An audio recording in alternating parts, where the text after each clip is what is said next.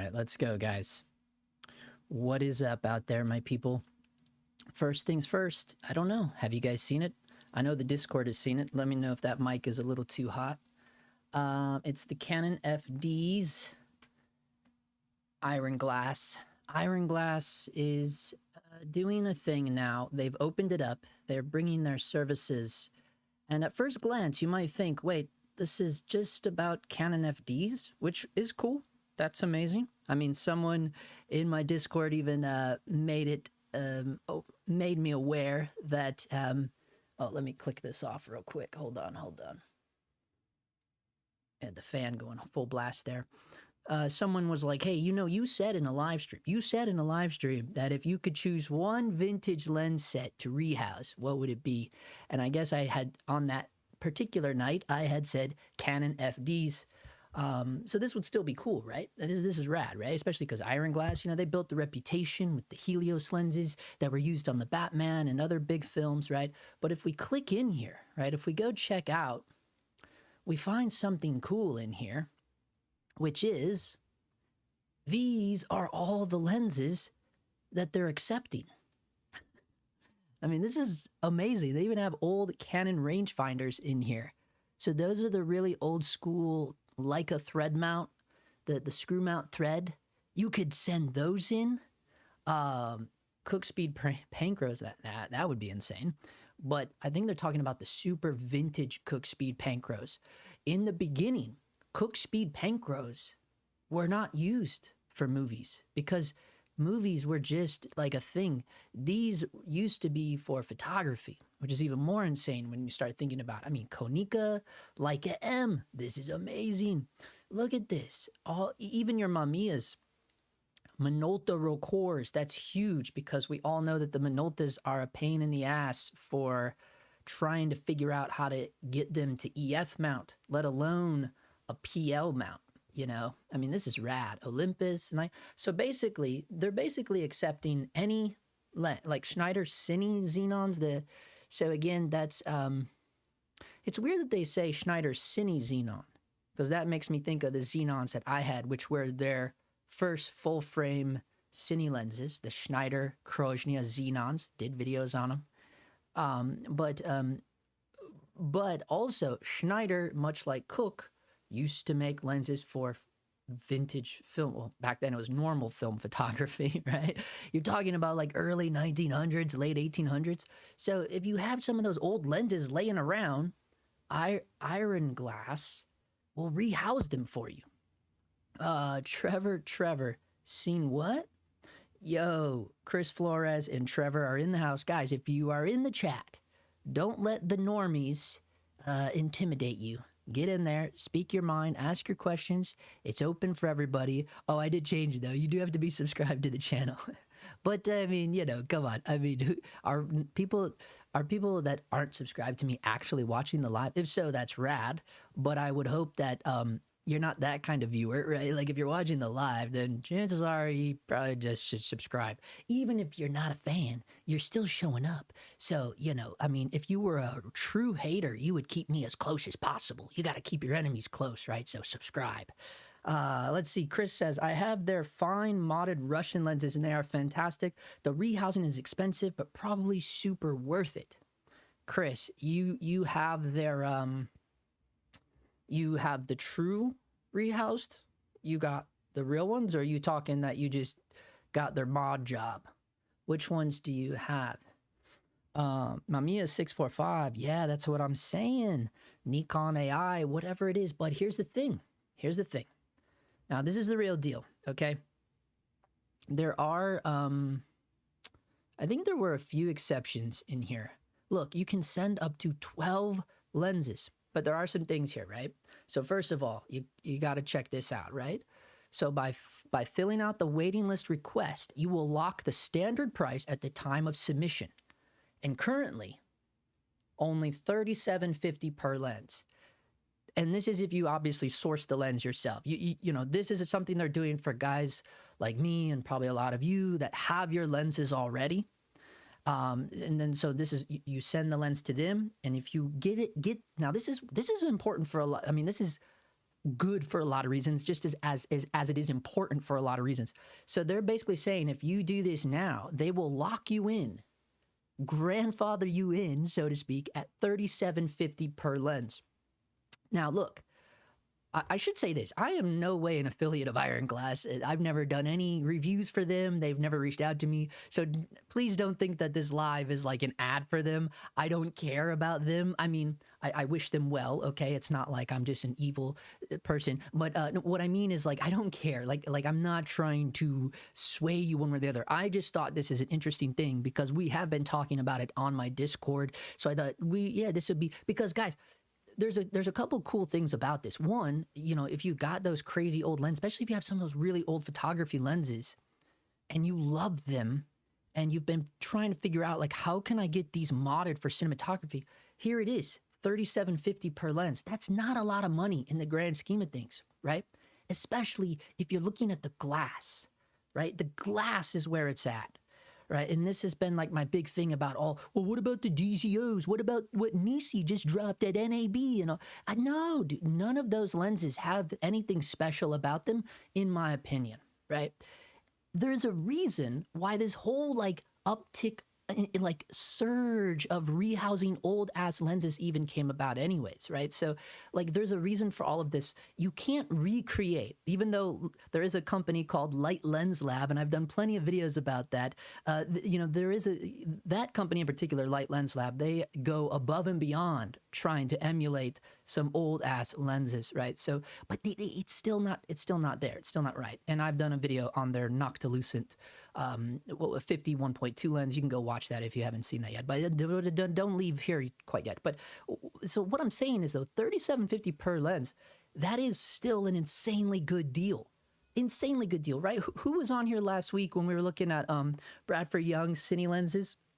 You know, I mean, just look up what was the name of his Tribe 7? Wasn't it called Tribe 7 or something? What am I doing? B&H actually has true Cine lenses, don't they? Pretty sure they have real lenses. Pro Video, let's see. Oh boy, help Justin use the internet. Here we go again, dude. Oh man, where's the lenses? I'm not even gonna try to do that. Let's just see. I believe it was called Tribe 7. I think it was these guys. I mean, look at that. 13 grand for one lens, right? So this is why I say this is a cool thing. $37.50 for your dream lens, right? And I don't know. I'm saying there's things going on with tariffs and things like that. Prices could change. These guys are in the Ukraine, okay? Things could change over there. They continue to get crazy, right? So that, like, there's constantly things going on in the world that could affect these prices going up by like next month, right? So that's why I'm like, dang, dude, if you was a baller and you had the money, now would be the time to. And again, I am like, honestly, like if anybody does sign up, you guys should tell them, oh, this was because Justin Phillips live stream, just so they know, like, dude, I'm the reason why these people are here. You know what I mean? But it's not like I get a commission or something. I'm just saying that, you know, they should know, like, you know, the reality of it. But I don't care, right? At the end of the day, I really don't care. Am I going to do this? No. Why? Because I don't have, because they have a 3 lens minimum, right? So you would have to have like 12 grand laying around to realistically do this. You don't need all the money up front. Like you'll see here, you just have to pay a minimum deposit of 25%, which is $938 per lens. So, I mean, there is that. Let me see. Oh, yeah, Cine Modded. Oh, yeah, so you didn't get the real ones, right, Chris? 2 subscribers and 22 haters. That's the real life, dude. Cine Modded and broke, bro. Okay, all right. The lens baby tilt focus. $37.50 is not an incredible price and not a terrible price, but it's more fair than not. Here's the question. Would you trust them to release your rare vintage stuff? Cook glass, for example. Would you trust them to release? Do you mean like, would I trust them if I sent them the lens? I mean, honestly, I would trust them more than I trust like the shipping and handling people. because again, I used to work at UPS. Like I know what goes on those lines. You know what I mean? Like I would trust. Yeah, I would. It's not IronGlass I would be worried about. I would be worried about how the lens is getting there, and it has to go very, very far. It has to go very far away into an area that is under a lot of turmoil right now too. And ongoing turmoil. So situations that can mess up your mail too, unfortunately, which is a huge bummer. But it's the reality of the situation. Look, I mean, yeah, dude, if this was being offered somewhere where I could drive, but even still, I couldn't do it, dude. I don't have 12 grand. You know what I mean? But like I'm saying, if you were someone that had that or had a way of getting that or didn't mind charging it, if you didn't, but I don't know if that's a good idea. I'm not a fan of like charging that large of an amount of gear, but I mean, if it was like your grandpappy's set of lenses, and you're like, this would be amazing. I don't know. Yeah, but I would trust them. I mean, they have, with the latest stuff with Greg Fraser and I wouldn't doubt anything of them, honestly. Nah, not at all. Not at all. Not at all. Not at this point. They're way too well known and popular at this point. I mean, the quality of the rehousing, if you're going to go through the bother of rehousing Cook, why go slightly budget? Oh, I see what you mean. I see what you mean. Yeah, questioning the integrity of it. Here's the thing. They use them on the Batman, and I don't know, maybe somewhere there's an interview that exists about someone talking about how the lenses held up for that car crash, I don't know. But again, it was like a crash cam, so if they survived the Batman crash cam, they're probably pretty decent build quality. They might even offer some sort of warranty, That's something that I would be interested in, because a lot of these places sometimes, I mean, honestly, they should. Something like this should have some sort of warranty attached to it. So you just have to try to figure out and see if they have a warranty of some kind. It would make a lot of sense if they did.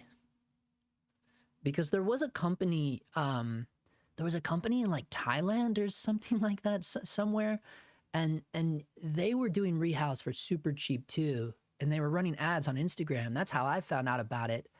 And they like straight up on the website were like, look, man, like we're not even, like they were just honest at like telling you straight up why it was so cheap. They're just telling you like we use cheaper ball bearings. Like they're just telling you all this real life stuff.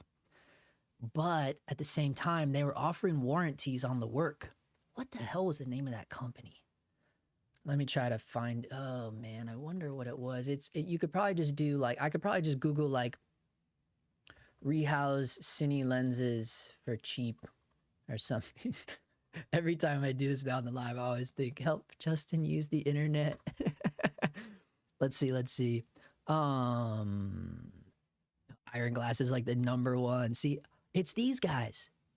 I think this is it. I think it's TK Lenses.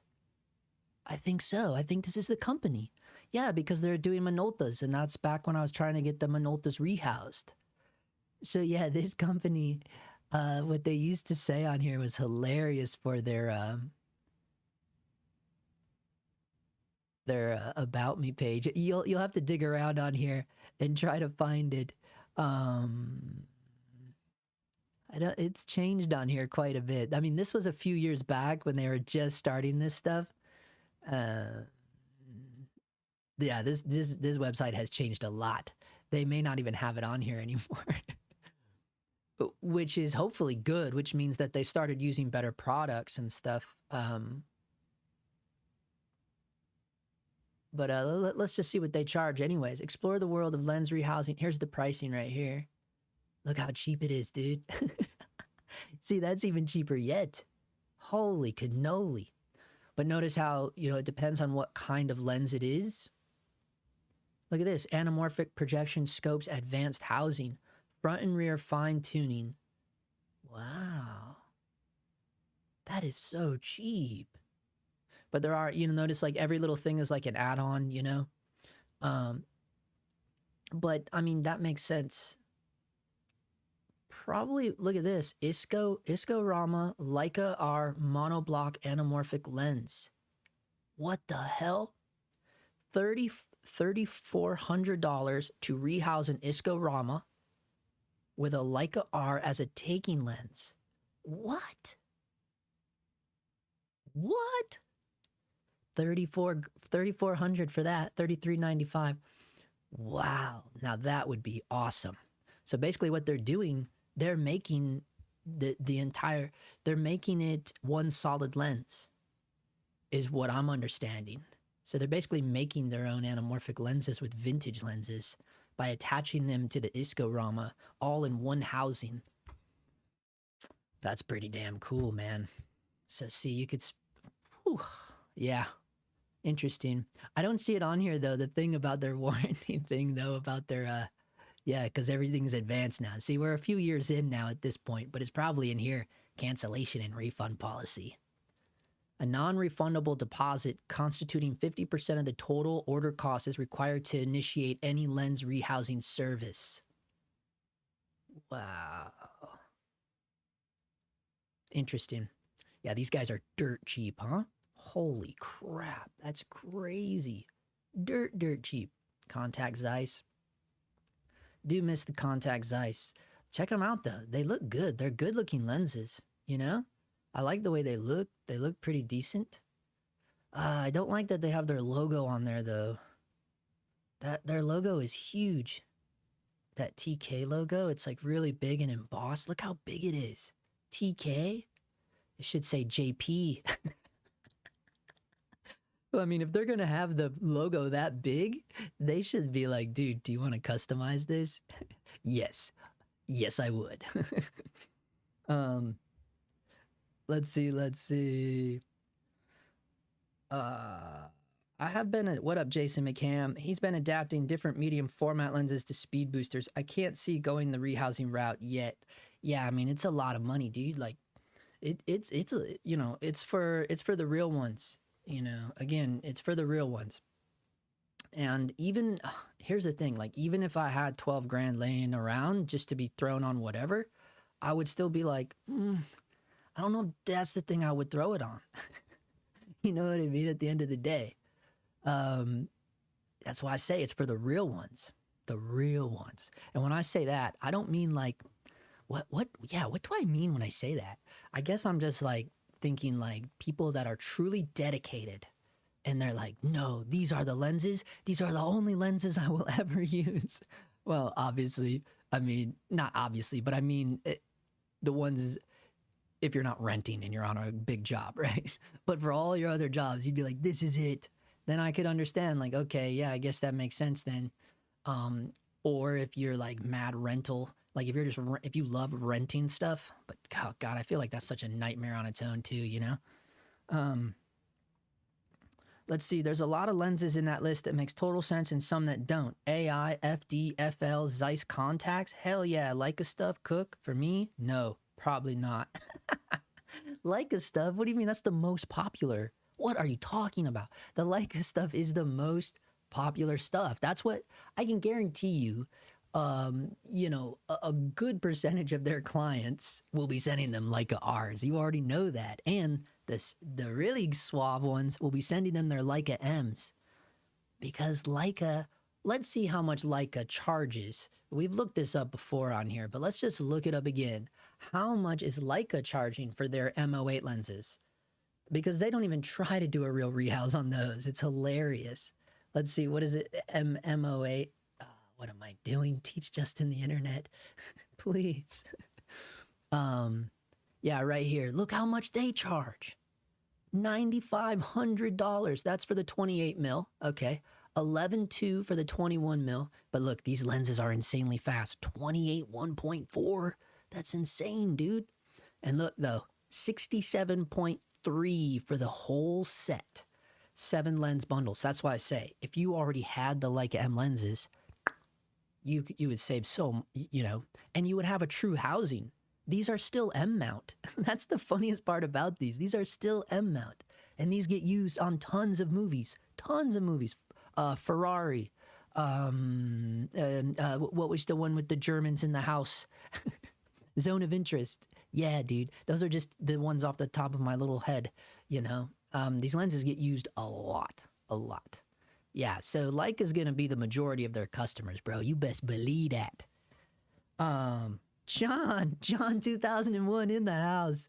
Dude, he is the only reason I do these live. No, I'm joking. No, John, dude, you're too good, bro. You're too good. Look, I owe John a dinner probably. Wait, now I know his secret plan. He says, keep telling the truth, brother. Everyone will appreciate your knowledge and abilities. I certainly do. Thank you, John. I appreciate that, dude. Most of the time, I am just talking out my butt, though. You know, you guys know that. But yeah, sometimes it seems like I'm a little bit intelligent. Sometimes I can pull it off. If I ever see Justin living out of a van, I'll know he had those Leica rehoused. It's too late, bro. I already live out of a van. I already live out of a van, and I didn't even have to get them rehoused. Oh, that's funny. There's a... Oh, yeah. Bro, send me that link. I just need 4 Iscorama now. Piece of cake. You would? You would buy 4 of those? You would buy 4 of those. Where were they? Do they have pictures of them? Let's see if they have pictures of them. Anamorphic lenses. Anamorphic adapters. Lomos? Holy cannoli. Where did it go now? It must be these things, huh? TSAs? Tri-section interchangeable. Oh, it's interchangeable. Whoa. Wait a second. They made it interchangeable? That's pretty huge, guys. Basically, they made it so you can take it apart and put any lens you want in the middle. That's badass. So there's the Iscorama. Oh, why does it keep turning like that? See, that's when it's all put together. That's the ISCO on the end. By the way, I reviewed the new ISCO, if you guys haven't seen that yet, a long time ago. And look, that's the vintage lens in the middle, and that's the PL mount on the end. Dude, that's really cool. I can't believe no one's talking about these things. What the hell, dude? No one's talking about these things? Oh, that's the scope on the end. Yeah, with the mount. Yeah. But I cannot believe this. That's so rad. You could actually probably save a bit of money that way too. Because then all they would need to make for you... Because really, especially if all of your taking lenses are the same brand, like the same mount, you know, you would only have to order one of these, one of the rears, and then just get them to redo like 3 or 4 or however many of your lenses in the middle. Holy shit, that's a cool idea. I've never ever seen anything like that. Because even the other guys, what were the other guys called? Rocket or something? I think they shut down. The one that everyone used to go to. What is the one that everyone used to go to? The anamorphic rehouse place. You guys know what I'm talking about, man. Like rehouse anamorphics. Why do I want to call it Rocket? What was the name of it? Rapido. Yeah, Rapido. It was Rapido. So this used to be like the big one, right? But these ones, you know, it all come... Wait, was it Rapido? Was it Rapido?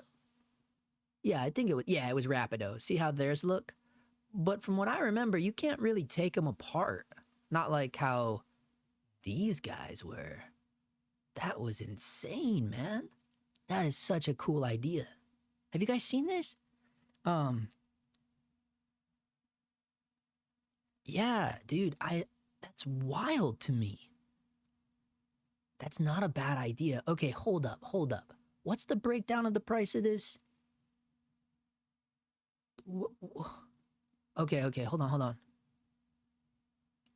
This brings the total weight of a complete lens to approximately 2,259 grams or around 5 pounds. The lens will weigh 5 pounds. Holy shit. I don't know, dude. That's right, because the Iscorama is like this big. Just the Isco alone is like the size of a breakfast bowl. It's big. I wish I had something here to show you, to compare to like how wide it is. It is wide. That's right, dude. Wow, 5 pounds. Holy shit. That's a big ass lens, dude. £5. All right, but I'm trying to figure out how much they're charging for this. Let's see. Where's the lens rehousing cost calculator? Is that where I was at? The calculator? Let's see. Yeah, see, they don't offer it over here though. This is for the rehouse. Well, what's the deal with the anamorphic? Is it anamorphic adapters? Oh, this is just adapters though. Wait a second. Here it is, $11.95. $11.95 for any 3-element scope with the standard configuration. No, this cannot be the same thing. Because look, the Iscomorphot. Yeah, they're doing this with the old school Isco. I was about to say that's way too cheap because the Isco 36 is that thing is no joke. That thing is very expensive just on its own. So they're not really breaking down what they're charging for those. I don't see the price on these things anywhere. This is the tri-section interchangeable anamorphic lens system. You might have to reach out to them and see what their wait, do they have a chat on here? Is this a chat? Nope. Some of these for pricing inquiries, please contact us directly. Due to the low demand for this product, pricing details will be determined based on the specific requirements of each project. Oh, dude. You know what though? I'm gonna spread some tea on these guys. So remember when I told you I found out about them from an Instagram ad like you know, a couple years ago or something? Back when I was like crazy about the Minolta Rocors, and I was asking them, you know, I was just trying to get them to, okay, I will say this. I was trying, okay, let's be honest here. So I was trying to like get a deal somehow, right? Because I'm a wheeler and dealer, you know, surprise, surprise. So I was like trying to get a deal on getting my Rocors rehoused. And so I was like, I had suggested like, hey, like getting one for free just so I could see how it is, but you know, in exchange for making a video for them, you know, like that was kind of what I was trying to get them to do. And but letting them know, like, you know, I do plan on getting like at least 5 of these things, if not more, rehoused, you know, because I do them for dirt cheap, man. And back then they did. It was when they first were like getting off the ground. But he was just kind of being weird about it. And at the time, you know, rather, this is my theory, rather than just telling me like, nah, we don't want to do it, he just was like saying he couldn't do any of the lenses that I wanted to have done. So, I mean, I saw that as kind of like, well, either A, they can't rehouse any of these lenses, or B, it was really just like he just didn't want to do it, but he didn't like have the balls to just tell me like, dude, I don't want to do that. But I don't know, it may be like all different people now, but I doubt it. I mean, it's such a small company, you know, but maybe, I don't know. It's just some funny side note on the company, but you know, it's, you know, you can't fault him for that. Like, you know, he's probably just like, at the time, maybe he thought it'd be a good idea, but then maybe he thought like one free lens wasn't worth it to him or whatever. You know, it makes sense. You know, it doesn't matter. Like, I'm not gonna like hold, you know, I don't hold it against him or anything. Like, I don't care. I just thought it was a funny story. But yeah, I mean, £5. Holy cannoli, dude. That's a beefy bitch. Could you imagine that? Plus, don't forget the Isco's like this big. It's like almost the size of my head, dude. It's such a big lens. And then it's like 5 pounds out. It'd be like a bazooka. Imagine that thing attached to the little Komodo. Holy shit, dude. Yo, Trevor has Rapido stuff. The build quality is like B grade compared to this stuff. Yeah. Why? Because this, you think this is A grade? This looks, or do you think this is not cool? Because I think this looks pretty badass, honestly. This to me seems like a really smart idea, and it looks solid. I mean, it looks like a solid build. It really does. And I like what they did with the Isco. They like put focus marks for the Isco. That's insane to me, dude. That's great. And they put a little steel foot on that bitch.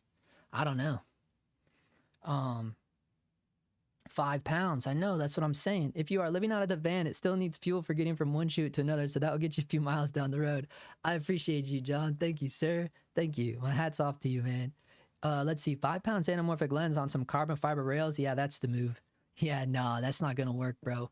You need to get solid steel ones like my 8-sin rails. Dude, my 8-sin rails are so badass. They look like the shredder, bro. Let me show you, dude.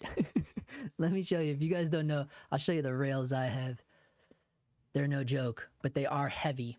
But the reason why I had to swap my carbon fiber rails out for these 8-sin ones, look, they don't even sell them, dude. B&H doesn't even sell them. Bummer, guys. You're not gonna be able to get them. They're exclusive. They're dog times only. 8-sin 15mm rails. Wait till you see these things. No, they changed them. They changed them. They're not cool. Oh, there they are. These are the ones I have, and I love these things. They're so awesome. Come on. Show me how to use this. Let's see. Wow, slow internet. Someone pulled the plug on me. There they are. Look at these things. Look at these things. They look like something that belongs on a gun. Oh, I shouldn't have said that. I might get flagged now. But don't they? They look so awesome. And they're so good. They're so heavy. And you can still attach. You can still attach the screw in there if you need to make them a tad longer, which I've had to do. Because I have my... Because those aren't quite long enough. Those are only like 12 inches, I think. So then I attach little tiny black ones in the back. To kind of, I'm gonna do an FX6 build because so many people were like, dude, you know, a lot of people hit me up. They want to see a build of the FX6 because I have it kind of rigged up a little wild lately with the shoulder pad, and I got the transmitter all the way in the back, and it's pretty cool. I'm not gonna lie, it's pretty cool. It's pretty cool. but these rails, I started using these again when I first got them. I hated them because they're so heavy. These rails are so heavy, so I never used them. And because I had the whole 8-sin base plate, and way back when I got the Komodo, I invested into a lot of 8-sin stuff. Their base plate, I still use it. It lives on my FX6. Anyways, but I liked my small rig carbon fiber rails better because, you know, they're carbon fiber. They're super lightweight. The problem is with the carbon fiber rails, and if you don't know the ones I'm talking about, it's the generic ass ones that everybody has. These carbon fiber rails. So there's a couple problems with these carbon fiber rails, okay? Yeah, small rig makes them. Yeah, they got little red stripes on them. They're like candy canes or something. Yeah, so this is it right here. Well, it looks like carbon fiber. That was hilarious. Okay, anyways, the problem with these are, though, is that, one, you'll notice you can't make these longer on your own. You cannot attach any little screw into them. Like I was showing you guys earlier, like with the 8-sins. See, the 8-sins, you can screw stuff into the end. You can make them longer. Can't do that with these. But the biggest problem with these is your focus motor will slip on these all the time. It will slip, it will slip, it will slip. These do not work with the focus motors. So that's when I was like, damn it, I gotta bring out the big boys. But you know, I don't regret it. These things are so awesome, but they are heavy. Obviously, they are way heavier than the carbon fibers because these are steel. They're like solid, dude. That's why they had to cut all these little holes in them. But you probably noticed right away, well, dude, you can only put your focus motor at certain places, and that is true too. These things will mess you up, so that's one of the reasons why I had to make them a tad longer. Because yeah, having the holes in them does kind of suck because you can't clamp your motor there either. I mean, you can, but it will slip. It will slip there as well. Probably not as bad as, seriously, it wouldn't slip as bad as these. These slip gnarly. I hate them so much. But those would eventually slip. But yeah, that's why you're a little bit limited. You can only like put it like right there, you know, obviously. But who cares? You can make it longer on the back end if you have to. So I don't know how the hell we started talking about that. That one got a little wild. Let's see, where did this even begin?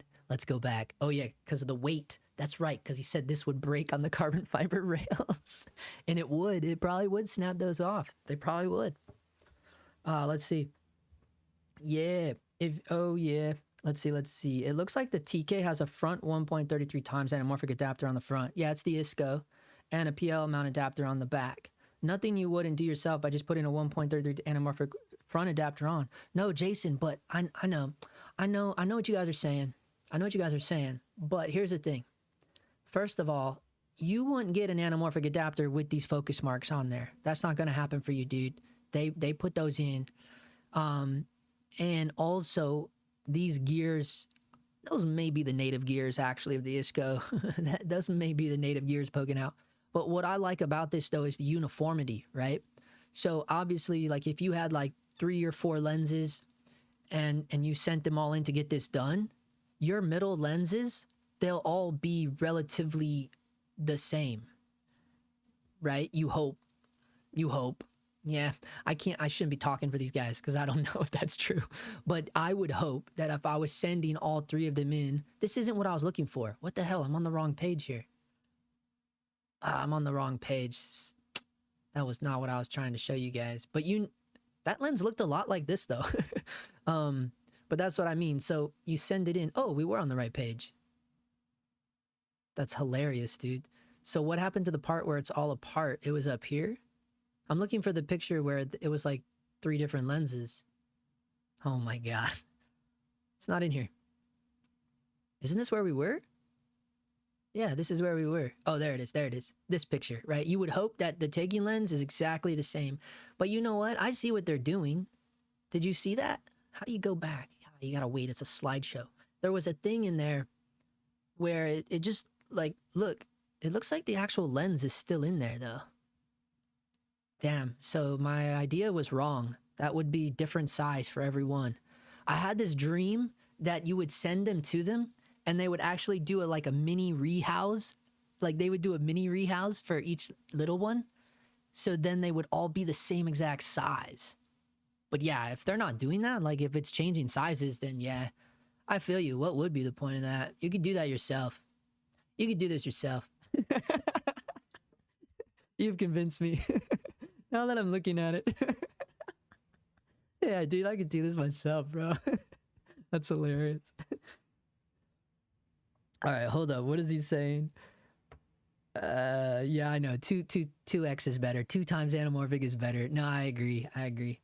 Can we talk about B&H being closed for all of Passover? I mean, I need my weekly gas fix.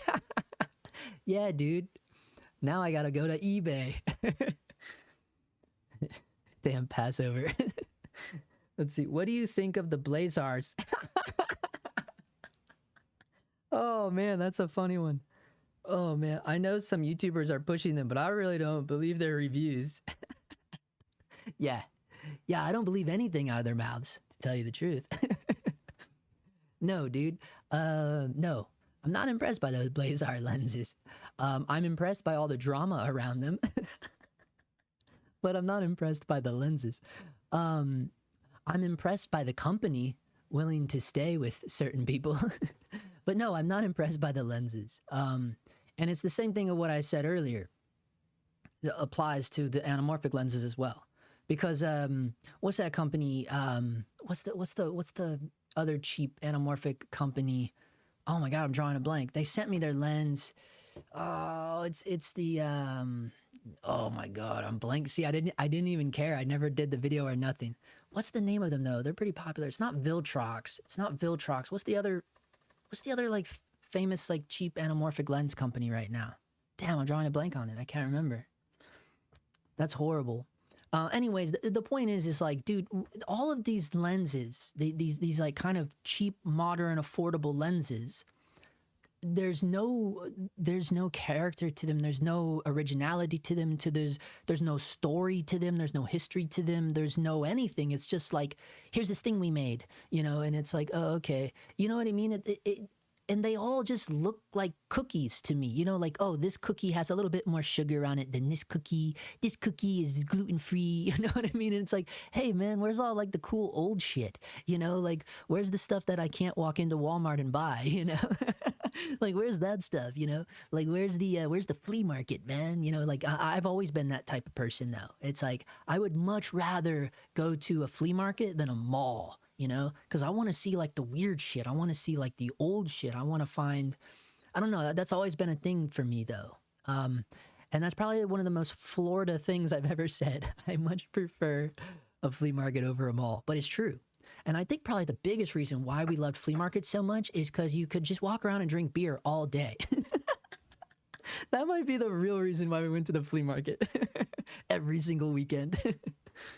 But yeah, I mean, that's how I feel about the anamorphic lenses. I feel like they're just like Walmart, you know? Not I shouldn't say anamorphic lenses. For someone that just dropped in here, they'd be like, wait, what? No, no. What I mean is like the modern anamorphic lenses, like specifically like the cheap modern anamorphic lenses. They're like Walmart to me. And I mean it about everything, like about the quality, the way they look, the everything, like the way they render, the way they physically look, where they come from. You know, it's everything. You know, it's like, take me to the flea market, bro. I have aluminum and carbon fiber rails for weight. I'm still trying to wrap my head around a 5-pound lens. What kind of head am I going to need? Yeah. Yeah, man, 5 pounds. But you know what? The other cat was right, dude. We could build that ourselves, bro. Who cares, dude? We can build that ourselves. Yeah, dude, you could totally build that yourself. Because let's see, how much is the Iscorama? The Iscorama, and you know what's funny?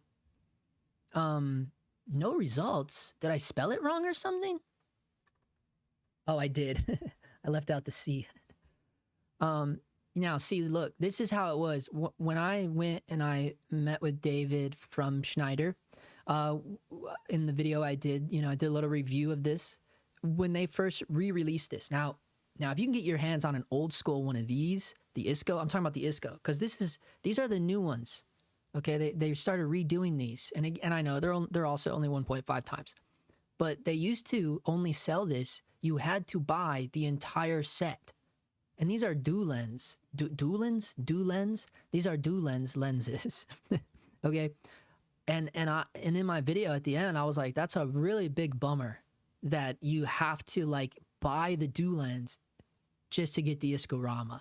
You know what I mean? Because this Iscorama is a legendary lens. Like, it's legendary, dude. Like, if you went on eBay right now and tried to find the original Iscorama, no way, dude. Like, they probably don't even have one. Yeah, like, look, they don't even... And I'm specifically looking for the original. Look. 3,200. See, this is the original. This is a really good deal. This is actually rehoused by... Van Diamond. Wait, that's not right. It's not Van Diamond. Is that what they're called? No, it's not Van. Oh, it is Van Diamond. Why did I used to think it was something else? Either way, it doesn't matter. This has been rehoused by a really good company. Actually, guys, yo, who's on the chat big ballin', dude? If you're on the chat big ballin' right now, you might want to pick this up. No joke. No joke. I mean, this is one, and it's best offer. Oh, no way. Oh my God. Rich guy in the chat. Who's rich in the chat? Offer this guy 1,800. Or not. No, I'm sorry. That's way too low. I'm sorry. That's way too low. Oh, I cannot believe I just said that. What I meant to say is 2,800. Offer him 2,800. Where's my rich ballers? Where's all the ballers at? 2,800. If you offered that, honestly, guys, that is a killer deal. Killer deal for this right here. These things usually go for like 5 Gs. I'm not even lying to you. These usually go for 5 Gs. That's insane to me, dude. And the fact that it's already been rehoused. I've seen non-rehoused ones sell for 5 Gs. That's insane to me, dude. That's so insane to me. But get back to what we were talking about, okay? So this is the new version, right? And I was so bummed out that you had to buy the whole set because I didn't want these dual lenses. They were all over the place. They're all over the place. That's all I'm going to say. And I was so bummed out.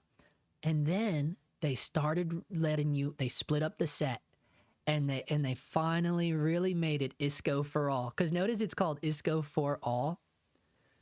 And when they made it to where you could buy the ISCO on its own, I did an Instagram thing where I was like, it's finally truly ISCO for all. Because nobody wanted the dual lenses, dude. But look, B&H don't even sell them separately. That's a shame, dude. But you'll notice it's a special order, because, you know, Schneider didn't exactly make a lot of these. I'm talking specifically about the ISCOs, right? I'm talking about the ISCOs. And I'm sure dual lens probably didn't go too crazy either, but, I got Sirui 15. Sirui make rods, dude. I'm sorry, that's funny to me. I'm sorry. Lord, I apologize. And they required a different set of threads. They weren't M12, and it was impossible to find the right thread, so I returned them. Now I don't feel bad about my opening disc. Yeah, it does not surprise me, bro. That does not surprise me at all. Sirui is like, dude, I'm telling you, man, from the beginning, way back when I first started getting into cinematography, which was 2017, okay, I bought the Canon EOS M and I was like, man, I need a really good tripod for this camera, right? And so I go on Amazon, and that was back when Sirui were the award-winning tripod makers. Dude, that tripod was such trash. The head of it literally broke within 3 days. And mind you, I'm talking about the Canon EOS M, the OG, the little tiny camera. It broke the world's best tripod, Sirui. Ever since then, that company has been straight garbage to me. And that's what's so funny to me, that they are also one of those cheap, modern, anamorphic lens makers that I was just talking about that belong in Walmart. You know, it's just funny to me. And that's a prime example when you said that, even about the rails. They can't even get rails right. It's like, dude, you... Don't even get me started. Don't even get me started. Does not surprise me one bit. Laowa, Sirui. Yup, it was Laowa. Yup, you're right. It was Laowa. Ding, ding, ding, ding. Jason McCam is the winner of that. Yep, it was Laowa. They sent me... What did they send me? They sent me their thing, man. It was one of these things, these nanomorphs. And I sent it back to them. It was this, the 60 mil. It was when this one was just coming out. It was amber coated. They sent me the RF mount. This is back when I still shot on the red Komodo OG. And I don't know, man. You know, at the time that I had the Aivascope. So I had the Aivascope back then, and I was just really, I don't know, I guess I had been so used to looking at the image that I was getting with the Aivascope, and the Leica R's and the Minolta Recors were my taking lenses. And then they sent me this thing. And yeah, I don't know, man. I just didn't have a lot of positive things to say about it. I mean, other than, does it perform correctly? Does it do what a lens should do? Does it focus accurately? Does the iris work? Yeah, it does all those normal things. Is it something that I would choose to shoot anamorphic on? No, not at all. Anamorphic projection lenses with the right taking lens can have nice character. I'm down that rabbit hole right now. 100%, dude. Yeah, I went down that rabbit hole. I did that with the Aivascope, and the Aivascope is cool. Let's take a peek. I haven't looked at them in a long time. I did sell it. It was one of those weird things where I just got kind of tired of like the whole like pushing it back and forth, pushing it back and forth. It just got like, it really slowed us down, especially on set, because I use matte box and everything. And like with this thing is a little sketchy to me. Like you notice how like it extends, and it extends pretty far. So I was sketched out enough, even though it has feet on it, you know, the feet are like directly underneath it. It's directly over the rails, but that little thing was just, it extends far. I had this one right here, the 1.5 times amber flare. And I think I had like the 4th version. What version are they on now? They don't even tell you. They're probably on like the 5th version by now. But back then I had the 4th version. And that thing just extends really far. And I was afraid to put a matte box on it. So I had to use rail matte box. I had used like the professional kind of matte box. And then it just slows you down. You gotta, at least I had a swing away. Like at least it was a swing away. But still, it like, had to use a rubber donut, right? I got to use a rubber donut. So, you got to pop it out of the donut. You got to slide it forward. And this is another example of why you would need rails, where you can make them any length you want, because, with the screws, because I mean, this thing, you got to have a lot of room to slide it forward to get that little taking lens out of there, and you're talking about going from like a 60 mil that's this long to like the 40 pancake that's this long. And it's just like, it just slows you down so much. But I'll tell you the biggest problem with this thing, this is something I've never said publicly before. So we got 46 people in the chat. Sound off. You're going to get it here, the real truth about these Aivascope. And here's the problem. Here's the thing. They're constantly upgrading these things, right? Like I said, I'm sure they're on the 5th version, maybe even the 6th version, right? They are constantly doing good work over there. I don't mean any ill will against Aivascope. It's a really cool lens. It really is a badass lens. But the one I got, it it it didn't take long for the oil to leak down inside the lens, right? There's some kind of oil or something that they use. Here's the thing, it didn't show up on the image, right? Like it wasn't actually on the optics yet, but you could see it. Like you could see it around the edges, and when it focuses in and out, see this area right here? See this area right here when it focuses in and out? Like I said, it extends pretty far. You would just look in there and it would be all brown oil, just oil.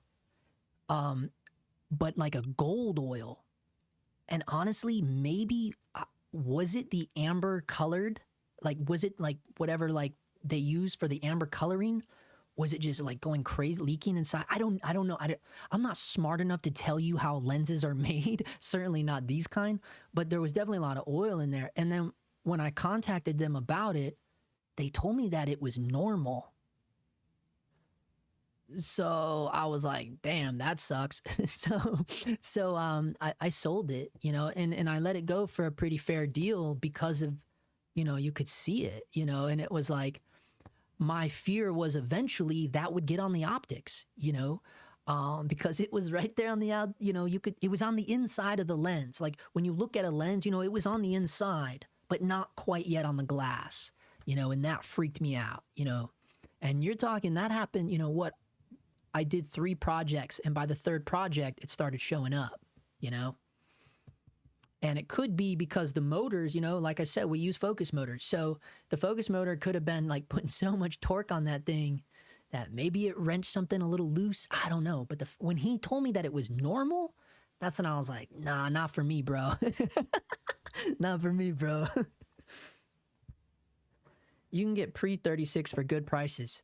I didn't know that, but all I know is that Van Demmen one, that's a solid deal, especially if he lets it, what if he let it go for 25 hundo? Hey, in this economy, he probably would.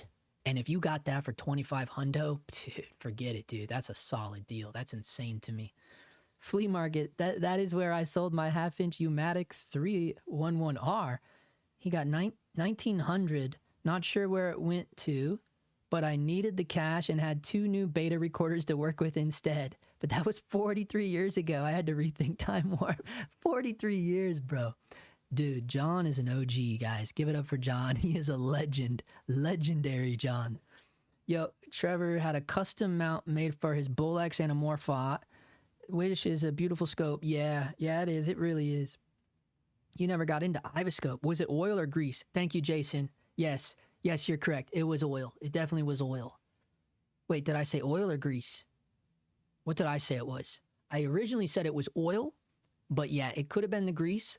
Or honestly, maybe it was, like I said, maybe some part of my brain thought it was the coloring. Because it was like gold colored. You know, it looked, you know, it was very similar to what I would think that the amber coloring would look like if you saw it in real time. That's just my brain. Also keep in mind, I am colorblind. For all we know, it could have been blue. So I honestly probably can't tell you what color it actually was, but it looked gold to me, which, you know, if my wife was here, she'd probably say that means nothing. So, but either way, yeah, maybe it would have just been like grease. Either way, dude, it just wasn't normal to me. You know, it didn't seem normal to me. Because here's a great one too. Like, here's a great shot of it, right? So like, you notice how far that inner optic extends? Like that's pulling, like this is pulling away from the body, right? And that's where you could really see it. You could see it all in there. It was just all in there. Well, dude, the glass is just right there. You know, it's like, I don't know, man. It was just a little too sketchy for me. Yeah, dude, I am colorblind, dude. Everyone knows that. Everyone knows I'm colorblind. I mean, fucking hell, dude. I had to do a whole series of videos on it because it was like a big deal, man. Everyone, I think because of this YouTube channel is when I finally came to terms with my colorblindness. I kind of embraced it. Before I used to just try to always ignore it. Like, no, what? No. People would know.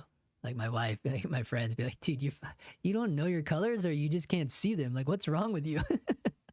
And then like, and then when I started doing this channel, then I found like, oh wow, people say the colors are crazy. Like, that's how I kind of really had to start embracing the whole idea. Where the hell is the crazy ones? I'm looking for the good one that I was on here. I don't know. I guess we'll just stay here on this thing.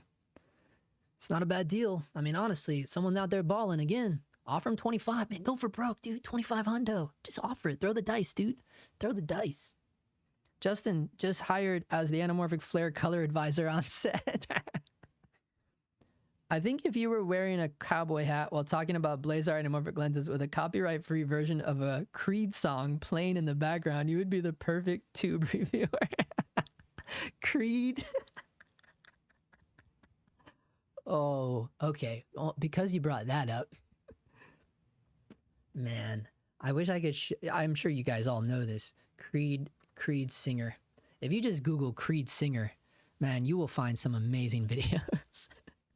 This guy sucks so bad when he sings. You just have to watch. You'll find it. There are some hilarious live videos out there of the lead singer of Creed just sounding like a dying animal. It's insane, dude. Yeah, no. I feel you there, Stuart.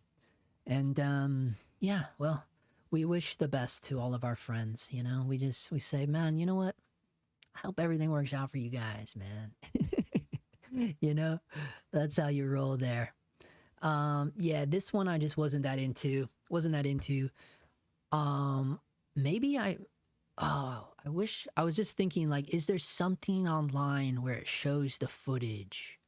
I'm just trying to think if that's a thing. You know what? This is embarrassing, but I think there is something on this website here, justinfilm.com. Maybe. I don't think so, though. Oh, there is. It's not that cool, though, guys. Nothing I do is cool, so don't get excited. Okay. It's not in here. It might be in this intro. I think there might be some shots of the hold on. So there might be some shots of those lenses. Yeah, they're right here. Oh, this is such garbage. I cannot look at this. My own work, dude. I'm just like, oh, it's cringe, dude. But oh, damn it. If I can work my own website. Yeah, so this is those. This is the anamorphic, the Laowas. All of these. It's not bad, you know, this tequila stuff. The lighting is crap, but this is yeah, I told you it wasn't exciting. Yeah, so but wait. If we pause this right here, damn it. Like this is so, you know, if you can look beyond the weird colors and the I guess just the cinematography, right? Like if we ignore the crappy cinematography. Okay, this is a long time ago when I did this. Okay, so one, yeah, the camera's not even level, but try to ignore that, right? My issue is the cat eyes. Like this is my issue. And just like the bokeh in general, if we just look at the bokeh, like this is enough to where you go, okay, dude, like the shape is all over the place. Over here, it just kind of smushes. Here, I mean, it's just the bokeh is all over the place. It's so, and this is the thing. With the Aivascope, it's not like that. It's not like this with the Aivascope. The Aivascope is clean, man. The Aivascope is solid. Okay, so if I bust out of here and I show you some of the Aivascope footage, it's night and day, dude. Do I have anything in here with it? Oh, damn it. I think I do, but we have to probably watch this thing. That sucks, man. That sucks. My own website. He didn't know how to use his own website. That's a bad sign. Okay, here we go. There's no scrubber on this because I took it off. Okay, but if we just watch through this, sorry guys, I'm forcing you to watch my horrible cinematography. I'm just trying to get to the footage of the Aivascope so we can bounce back and forth. So I don't have the playhead on this, so we have to just watch this horrible, this horrible stuff I did. How am I gonna pause it though? Oh, there's no way to pause it. There's no even a point. So you gotta look fast. You'll miss it. No, there's quite a bit of it in this, I think. Which is not this, not this, not this. This is probably the best work I have on here. It should not be at the end. But okay. I apologize putting you guys through. This is like torture. This is like Clockwork Orange. I like that shot though. I'm honestly just trying to get to the anamorphic footage. I know it's on here. I know it's on here, I promise. It's the empty line stuff. We've looked at it before on the big YouTube. Jesus criminy, this is horrible, dude. Where is it? Oh my gosh, this is embarrassing. There's no fast forward button. Oh my gosh. Maybe I took it off. Wouldn't that be crappy if I took it off? Nah, dude, it's on here, man. I apologize, guys.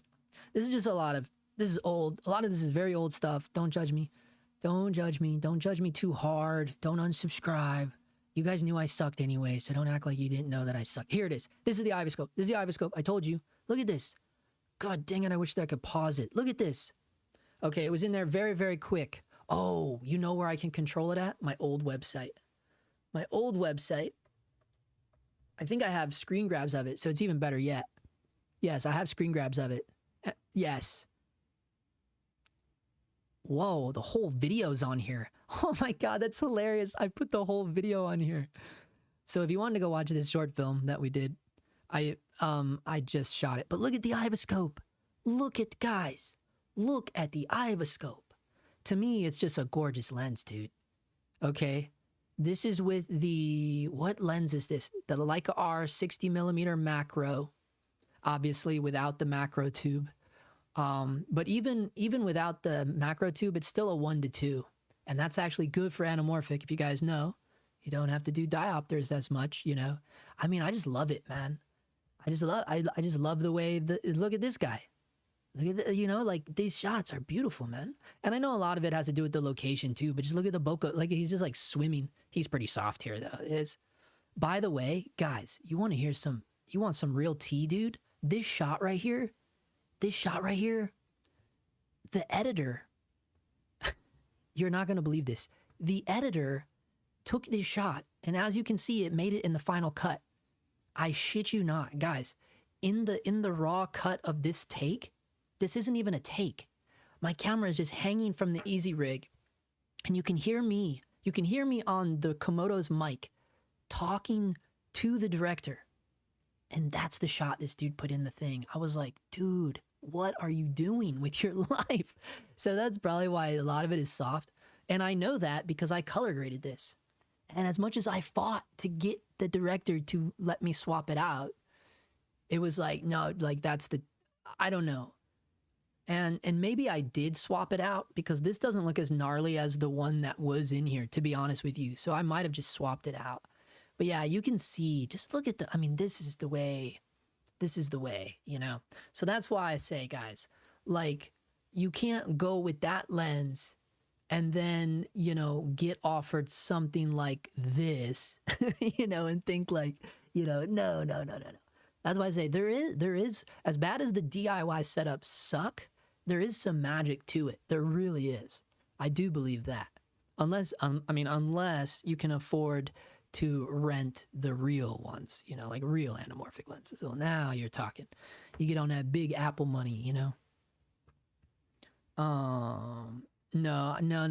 I sold that Aivascope. I don't have any anamorphic. No more anamorphic stuff. None at all. I'm gonna close my window real quick.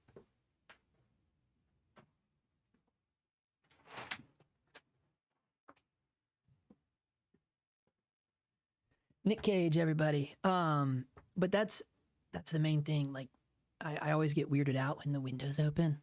I have this weird like paranoia, like of windows being open at nighttime. I just have this paranoia of just someone out there watching me, like Michael Myers type shit or something, or Cam Mackey's probably out there. Could you imagine? He's just standing out there with his cowboy hat, just watching me like Michael Myers. Yeah, dude, he probably would, dude. That's hilarious. That Laowa does not look good to me. No, dude. Indonesia, Omandru. Guys, Omandru's in the house. How did the cataract thing go, Omandru? That was you, right? He says, when I think of anamorphic, I get totally different images in my brain. The distortion is wonked out too. Yeah, it was. Sweet eye rock. Yeah, you saw that? Yeah. That was for a Wonder Boy thing that we did. So there's a guy I know, he's a producer guy. He was trying to bring back Wonder Boy. So we shot like a little pilot for it. Um, I sound like I'm in pain. I was skateboarding today, but I didn't fall today. This is from the first time I was skateboarding. um, no, I don't feel like I'm in pain. It's probably just, I mean, I've lived a life of pain, my dude. Hey, speaking of the flea market, one time, I got a funny story. I got a funny flea market story for you. One time I was at the flea market, and like I said, we used to walk around drinking. That was the main reason why we went there, so we could drink all day. And so, but one time I was looking at this guy's old stuff. What did he have? He had some weird old stuff, but I can't remember what it was. It might have been like belt buckles or something weird. And when I looked at him, and it's hard for me to remember this word for word because, I mean, I've been drinking all day. But when he looked at me, he said something like, he was like, boy, you look like you've lived a, what did he say? Ah, I fucked it up. But Trevor just reminded me when he's like, you sound like you're in pain. Because it was kind of like what he was saying. He was like, you look like you've lived one hell of a life or something like that. But it was worse. It was worse than that. It was something like, you look like you've lived a life of pain or something like that. But at the time, and I had the shirt that had "Kill Me" spray painted on it. And at the time, I just thought it was like the coolest thing someone ever said to me. And that's why you don't do drugs and alcohol, ladies and gentlemen, because it will convince you of things that aren't real. But that was a true story. That guy did tell me that. That was real. Was that the guy from Breaking Bad? Was that the guy from Breaking Bad? Which one? Which one is the guy from Breaking Bad? Oh, yeah. Yeah, he is. Yeah. From For the Love of God. Yeah, he is. You're absolutely correct. In one of these here. Oh, let me mute this. Yeah, one of these here. Which one is he? Which one is he? Which one is he? This is another thing. Another pilot I shot. I shoot a lot of pilots, guys. Believe it or not. As much as everyone thinks I suck. Yeah, this guy right here. Yeah. Well, it's going too fast. Oh, this is funny too. This footage. So actually, all of this footage, the director edited this with the proxies. And when I say proxies, guys, I'm talking about the signal that was sent wirelessly to the Blackmagic Video Assist. Those proxies. So it's like a total weird frame rate, right? Like it's something totally different. He used those to edit all the trailers with because his computer couldn't handle the R3D RAW.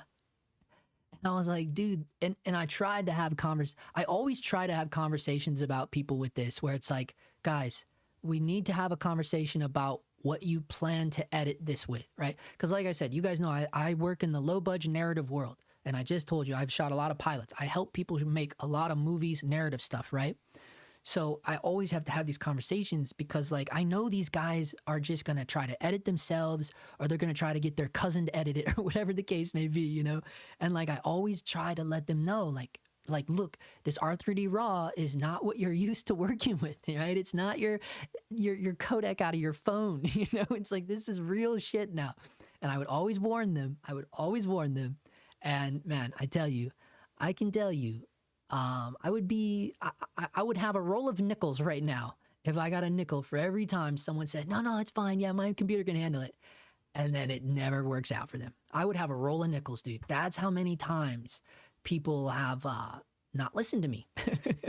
You know, people don't understand. Like, guys, I'm going to get the most out of this camera, right? Like, you're hiring me. You want this camera. I'm going to get the most out of this camera, right? That's like straight up, right? So I already know the files out of this thing are going to be beefy. And also, it's raw, right? It's not going to open up with QuickTime when you insert it into your drive, right? Like, it's like, guys, but you know, people don't listen. They find out the hard way. So they ended up using the Blackmagic Video Assist and just whatever look was, I mean, who knows? I don't even know if they tried to adjust the look of this.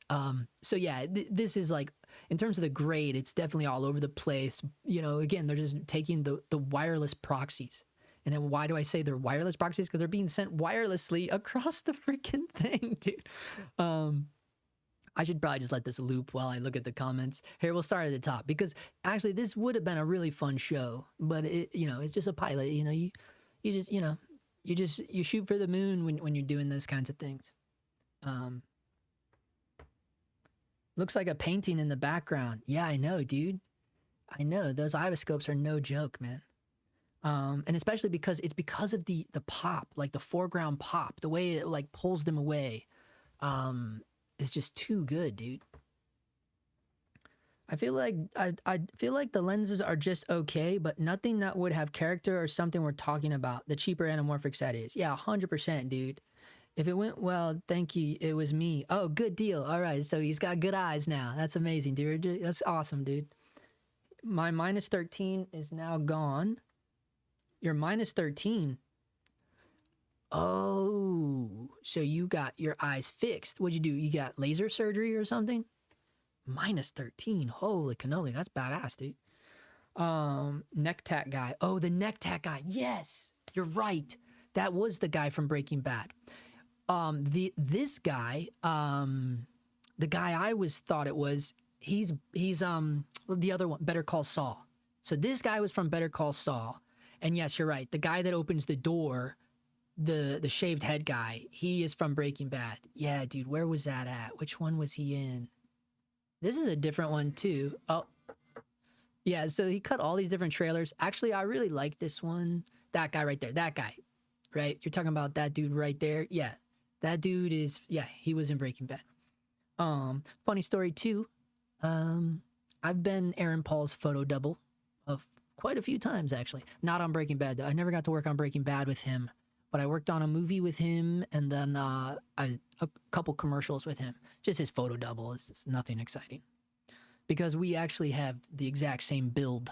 Like everything. We're like the exact same size. Talking about Aaron Paul. Let's see. I wonder if anyone remembers the first camera. I had a chance to, this is John. I had a chance to work with for industrial use. It was the Ikegama HL33. Ikegama HL33. Hold up, dude. We gotta look this up, John. We gotta have a visual reference, please, sir. I wrote hike. Ikegama HL-33. What is this thing? Right there it is. Is that it right there? Camera model poses for the color handy lock system. Wait, what? The color handy looky system model HL33. Look at that thing. Dude, John, you'd be like a Ghostbuster out there, dude. Look at that thing. What is on her back, dude? Is this like some kind of steady cam contraption? Dude, kudos for her that it's a woman. Dude, she's no joke. Look at her. Oh, this is just a model. Because, like, look at her arms. There's, like, no way, dude. Like, this is a model. Yeah, camera model. Okay, she's just a model. She's not the actual, like, camera person. Is she? She could be, I guess. But she just looks so, like, I don't know. It does look a little posed. But either way, it doesn't matter. This thing looks insane, dude. Holy cow. The backpack, the metal backpack is the best part. This part, like, look at this part. This part looks like it's from a stop sign. You know, like the stop sign poles.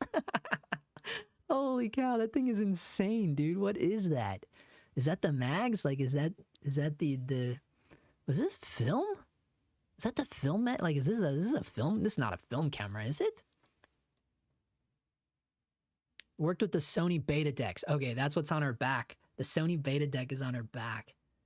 Held up by the stop sign. Use those proxies. Frame rates are a scam anyway. Nah, not on that show, dude. Not on that show. On that show, we were doing, and that was the funniest part about it. Because we shot so much of it at, different frame rates. Like, look, there's like all this like weird fighting stuff. Like, we were shooting at like the highest frame rate, and the camera would zoom in, obviously, crop in, because it's the Komodo. But you can tell, you see how it's so jittery and everything? It's because he was using the proxies. But I think he liked it because it looked sped up a little bit. So I think he actually preferred it. Because, you know, so that's what made the codec even worse. You know, when we're shooting at like super high frame rates, we're cropped in like 2 times on the sensor. I had to swap for the speed booster.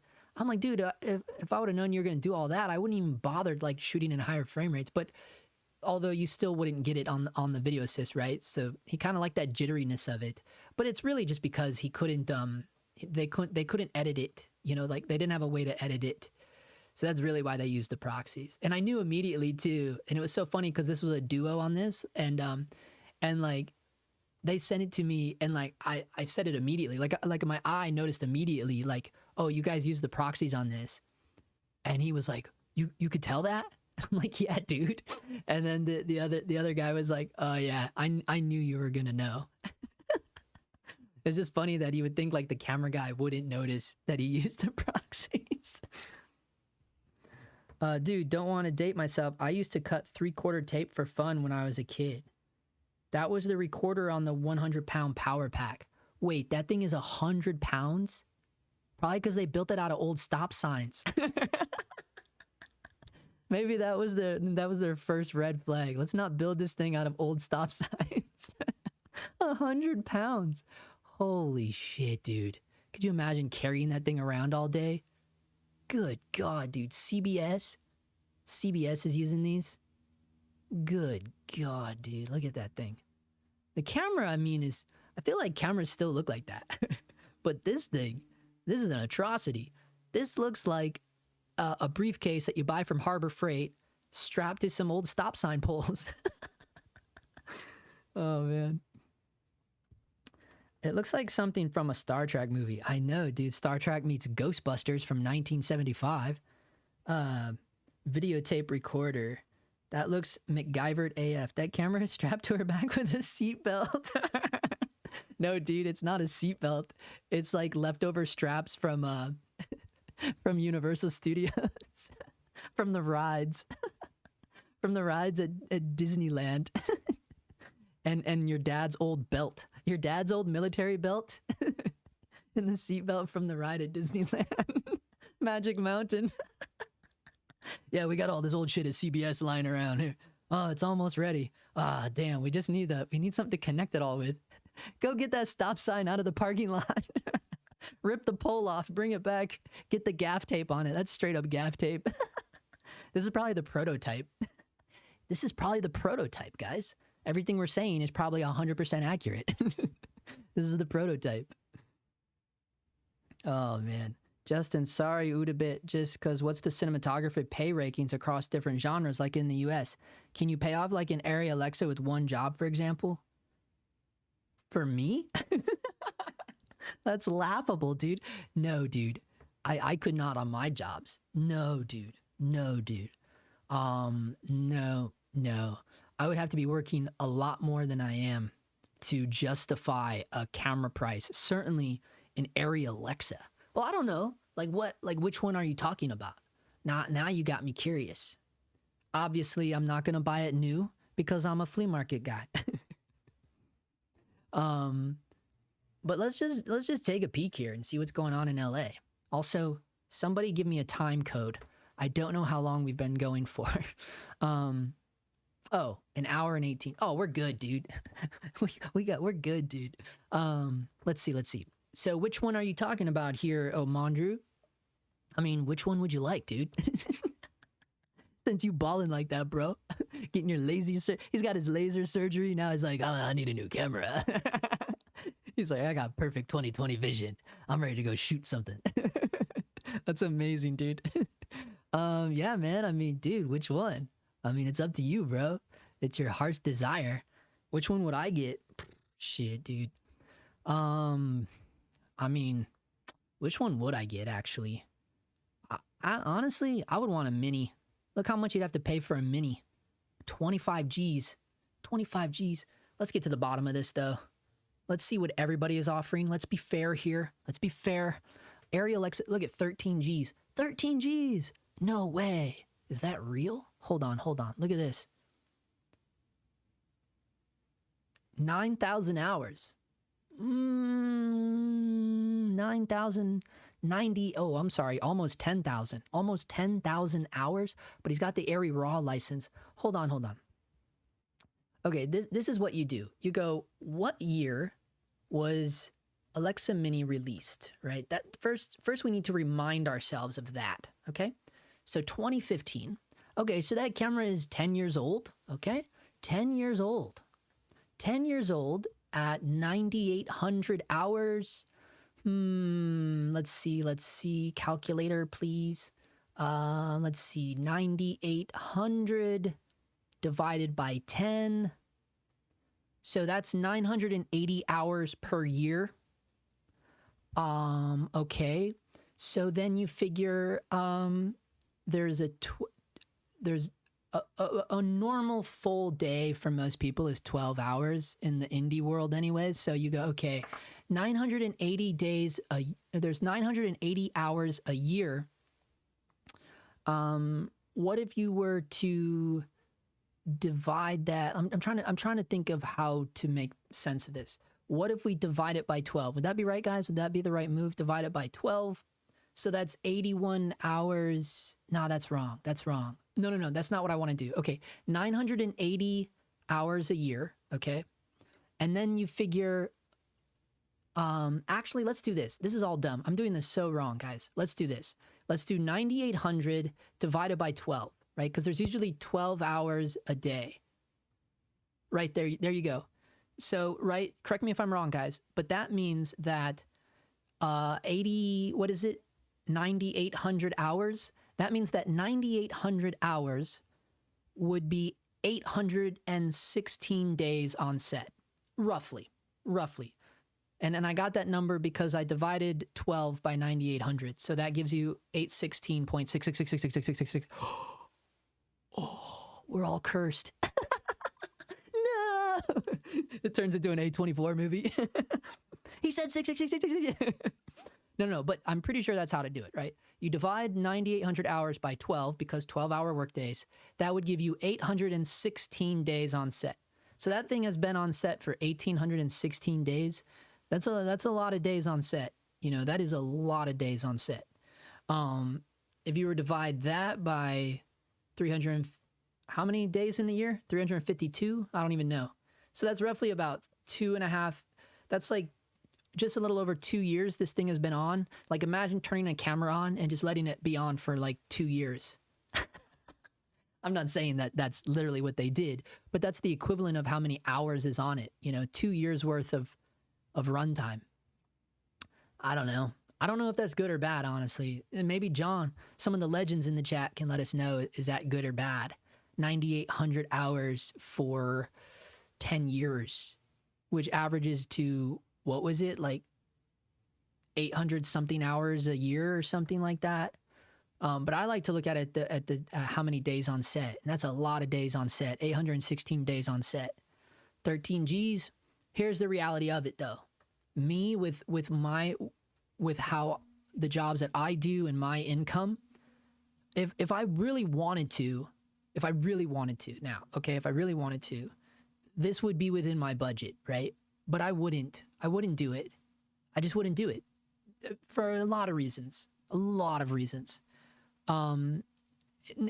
hours doesn't bother me. Like, that's not the part that bothers me. I wouldn't do it because I don't believe that I don't believe that this camera and that expense of 13 grand would elevate my life. I don't think it would improve the jobs I get. I don't think it would improve any part of my career. So it just wouldn't be a good investment for me personally, you know?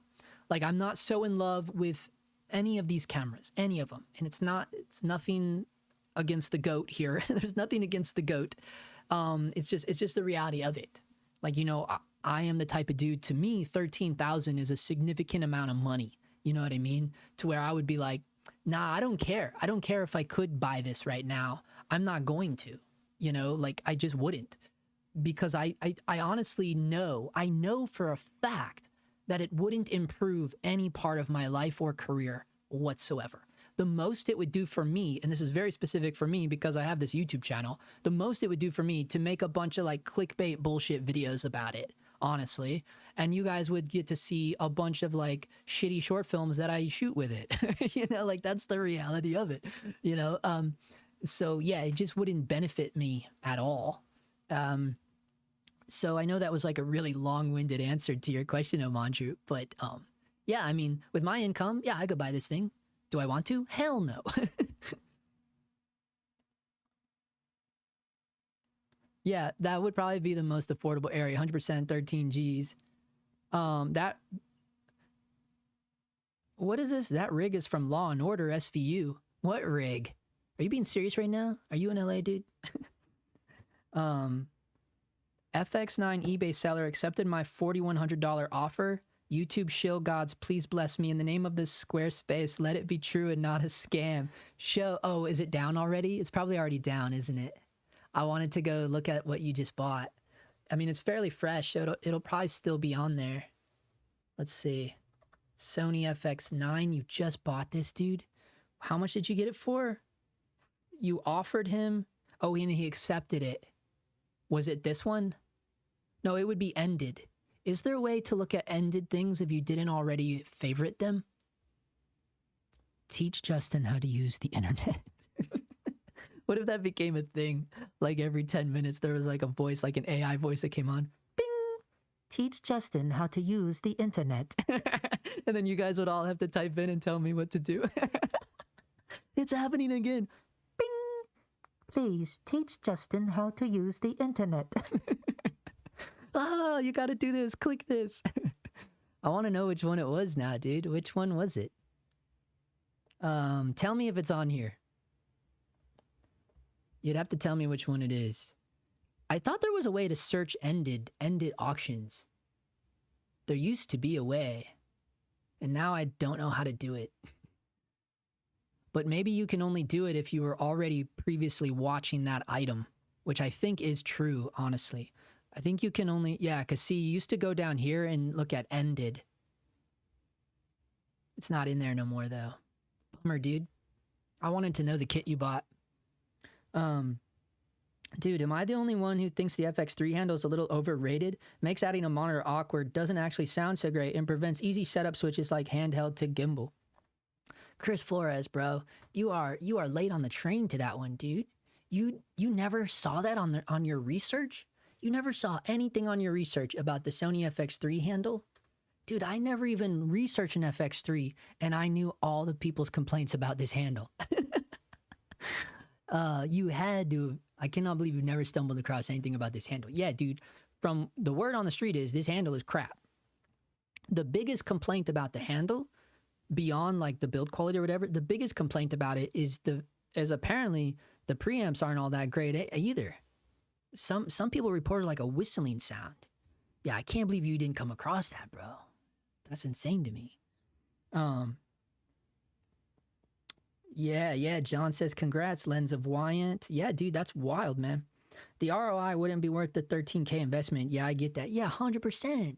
It wouldn't matter, dude. It wouldn't matter. I would get the same jobs with my FX6 that I would get with that Arri Alexa. I would. It wouldn't matter. It would not matter at all. It's just, I mean, I can't even think of the last time I saw a posting for a job that was specifically requesting Arri. Or Red, for that matter. That's not true. I've seen a few Reds in the past month or so, but Arri, it's been a really long time since I see people requesting Arri. People aren't really going for the hype of it anymore, when they see like the results that they're getting from all these other cameras, it's like people want to go cheaper because they can, I mean, dude, I just got booked on a commercial job that was like, they don't even, because the rate is a little low for a commercial, in my opinion. And so I was like, yeah, for that, I was straight up with them because I still want to do the job. It's like a cool commercial, but I was just like, that rate's a little low, but I told them, like, I'll still do it, but I'm not going to bring like a van package with me or anything like that. There's just the budget's not there, for multiple reasons, fuel, you can tell them all the reasons. But then they were cool with it. They were like, we actually don't want lights. They were like, we don't want stuff in the way of because they're not working with real actors, but even real actors don't like a lot of stands in the way anyways, and these people were really adamant about that. Like, they didn't want any stands. And I was like, well, yeah, with the budget, I'm not gonna be able to get a light strong enough to shoot through the window either to make it look natural. And they're like, that's fine. So I was like, damn, dude, like, you know what I mean? Like, people see the results that you can get on like a iPhone, you know what I mean? And they're just thinking like so small now. They're just like, no, dude, we don't need all this stuff where like, 10 years ago, not even 10 years ago, it was like, no, this is the camera we must have. We must have this camera. 10 years ago, yeah, dude. But 10 years ago, you wouldn't find this for 13 Gs because one, it just came out. But you know what I'm saying. You know what I'm saying. You wouldn't find the Aries going for that cheap 10 years ago. You just wouldn't. Things have changed. Lots of shit has changed. Lots of shit outside of our little camera universe here. You know what I'm talking about. But a lot of stuff has changed, you know. So there's so many different factors involved. But in the terms of the technological realm of it, yeah, dude, the FX6, no one bats an eye. No one bats an eye when I tell them, yeah, I got the, you know, like I have the FX6. Boom. No one bats an eye. They love it. In fact, they love it. They love it. They love it, chat. They love it. All right, let's see. Go the left side, completed and sold. Damn, see, I told you. Justin thanks you for helping him learn the internet. That's hilarious. Okay, let's see. What did he say? Go to the left side, completed and sold. Really? That's a thing? I didn't see that.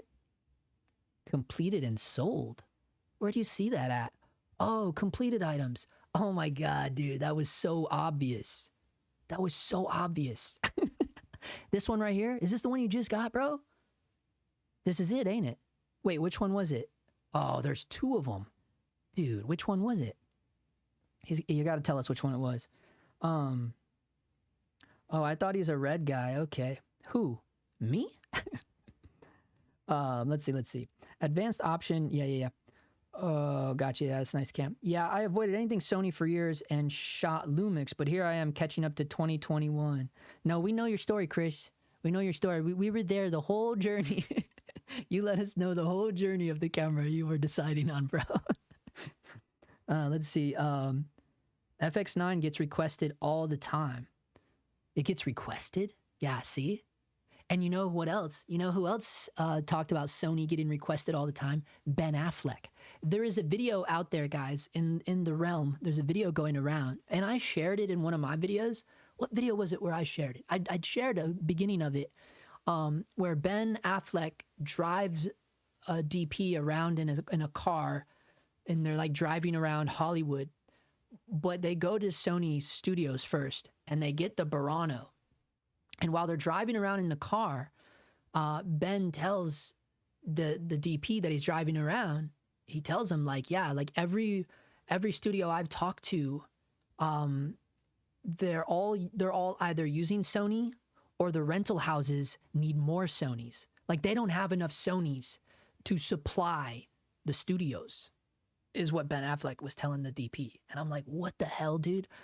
And obviously, you know, they're talking about the Venet, you know, they're talking about the big boy stuff. But I mean, you know, they were testing out the Burano too, you know.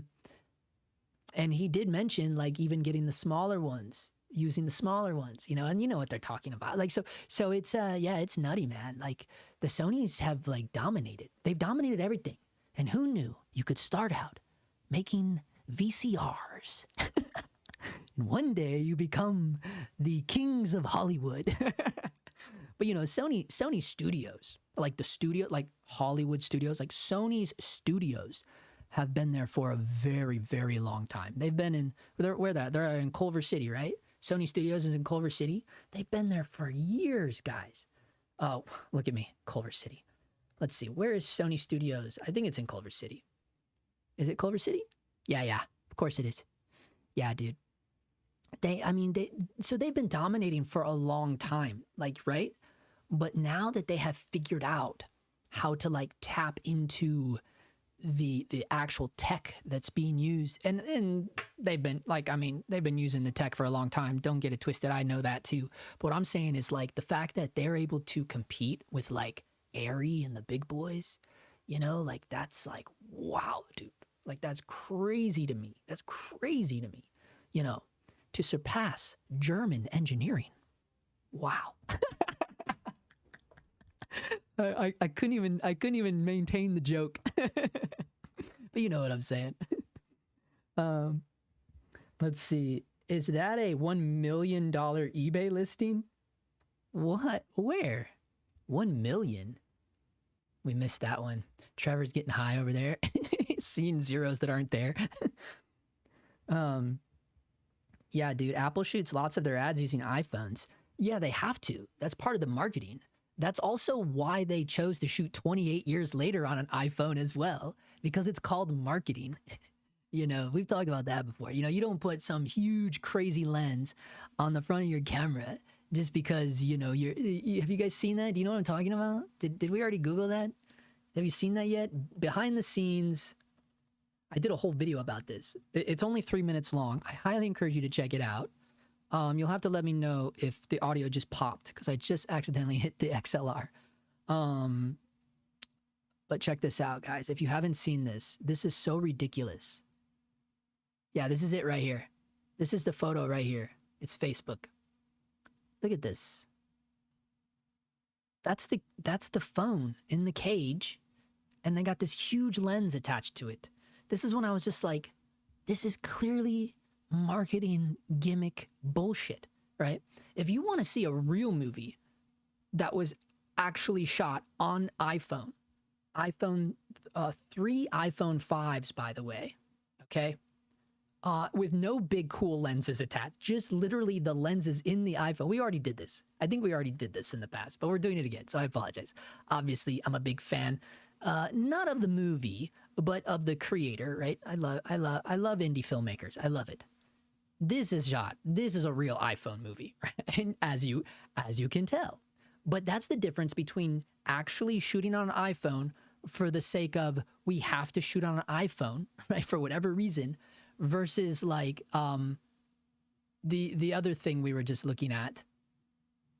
Oh, now it's gone. Too many tabs versus this, right? This is called gimmick. This is called let's shoot on an iPhone because we need to sell iPhones, right? That's what that's called. This is called let's shoot on an iPhone because we have no other choice, right? That to me is a much more a thing to be applauded, right? The fact that they shot Tangerine on 3 iPhones and it shows, right? It's like that is to be applauded. And this movie did very, very well, by the way. This is a Sean Baker film, by the way, for those of you who don't know, right? And then this is a joke, right? This is a joke to me. You know, again, you're allowed to disagree. We're all allowed to disagree. That's fine. We can agree to disagree. But you will never convince me that this was not for pure marketing. It just doesn't make sense. You know what I mean? The micro-budget indie film world is coming in hot. Look out, Hollywood. Yeah, right. But you're not going to be using this in low-budget indie filmmaking world because this would be fucking pointless. Unless, of course, you got a deal going with Apple. Ooh, now you got the big bucks. Now you can buy the Arri Alexa Mini. And you certainly wouldn't be shooting on this piece of shit. Let's see.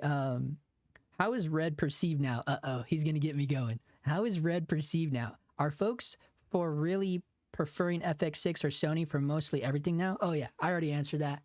Yeah, dude, 100%. Red, I don't see too many requests for Red.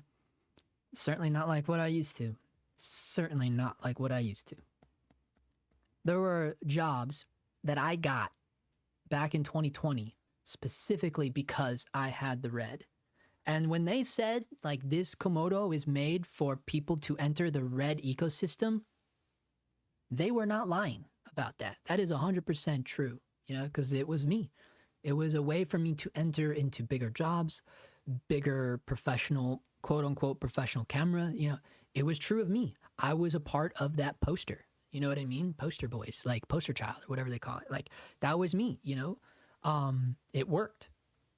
It literally worked. And then, you know, it just kind of died out like anything does. It just kind of faded out. Guys, I can remember, this will blow your mind. When I first got the Pocket 4K, again, because I was one of the first people in America to get that camera, right?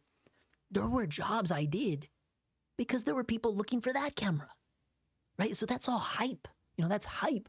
Those cameras got hyped up so much. A Pocket 4K got hyped up so much to where they were putting out requests, requesting that camera for their shoot.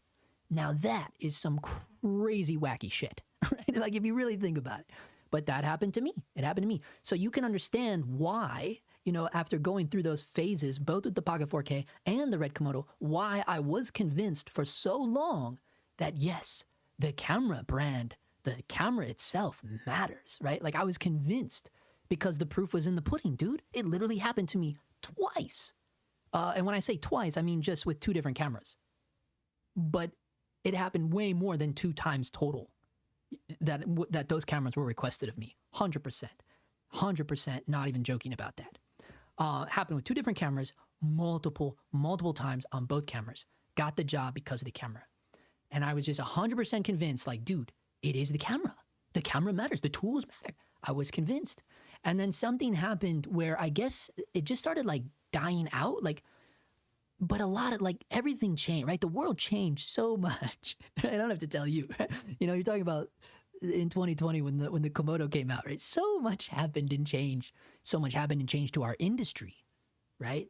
The strikes, the writer strike, the actor strike, like all the crazy stuff that happened, the fires, like so much, everybody moved. Half the people here moved during COVID. Like half the people here went to other places. When Danny McBride left during COVID, by the way, he took everyone he worked with. He took them all out to the Carolinas. Like, it's like, dude, when they left, they left. They took their whole entourage with them. Same with all Joe Rogan and his buddies. You know what I mean? That actually was a big hit because those were just the huge mega famous ones that we knew about. They weren't the only ones doing that. A lot of people left when shit went down. And then you follow that with the writer's strike. Oh my God. Then you follow that with the actor strike. Oh my God. Then you follow it with the fires, and then you follow it with what's going on now. You're just like, dude. Oh, and not to mention, I didn't even mention AI, the growth of AI since 2020, right? There's so many factors to where now it's just not a common thing anymore for people to request a certain camera. It just doesn't seem to be the way.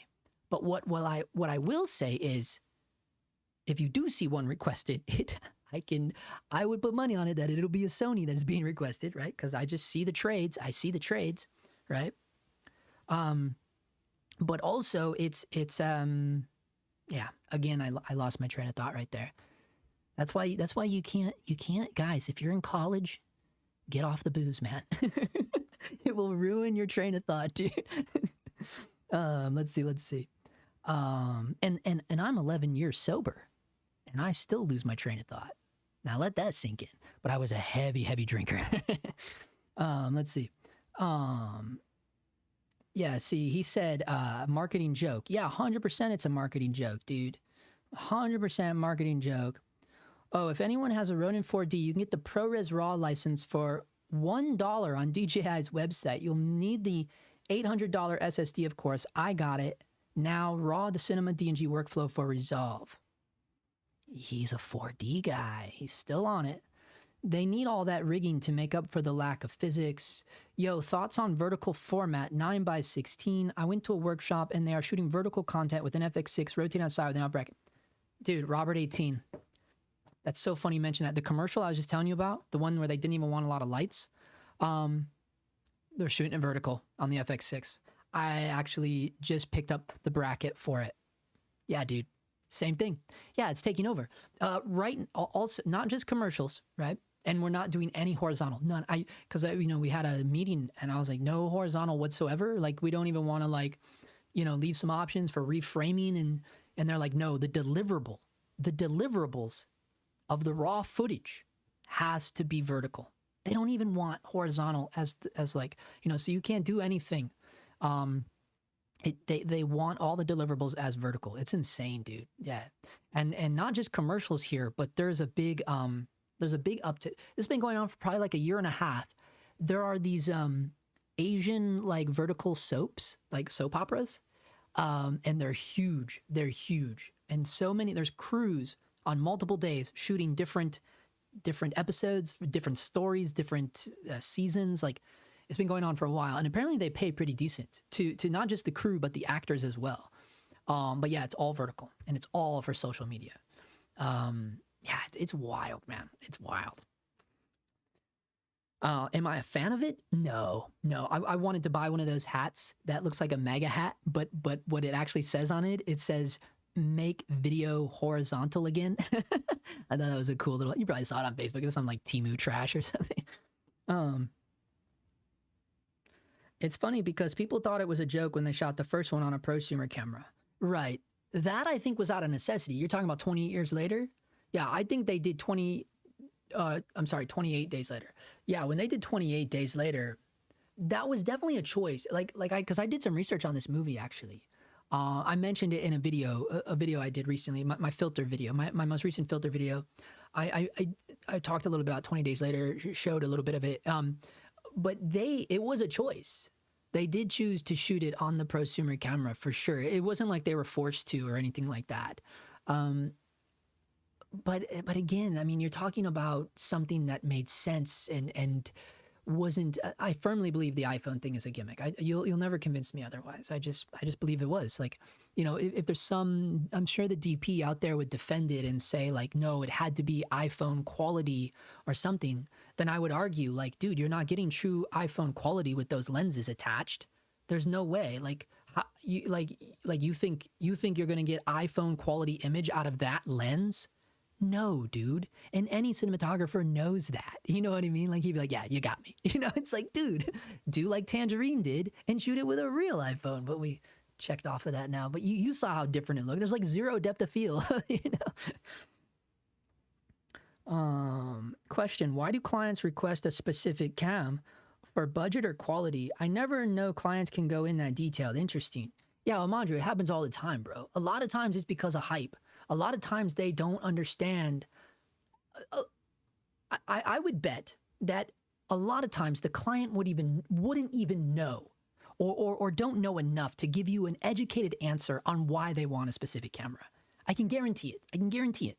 You know, like if you go back in time and all the people that are requesting red or Airy or whatever, like if you asked, okay, I'll be liberal and say, if you asked 60% of them, I think 60% of them would be like, the client is requesting this.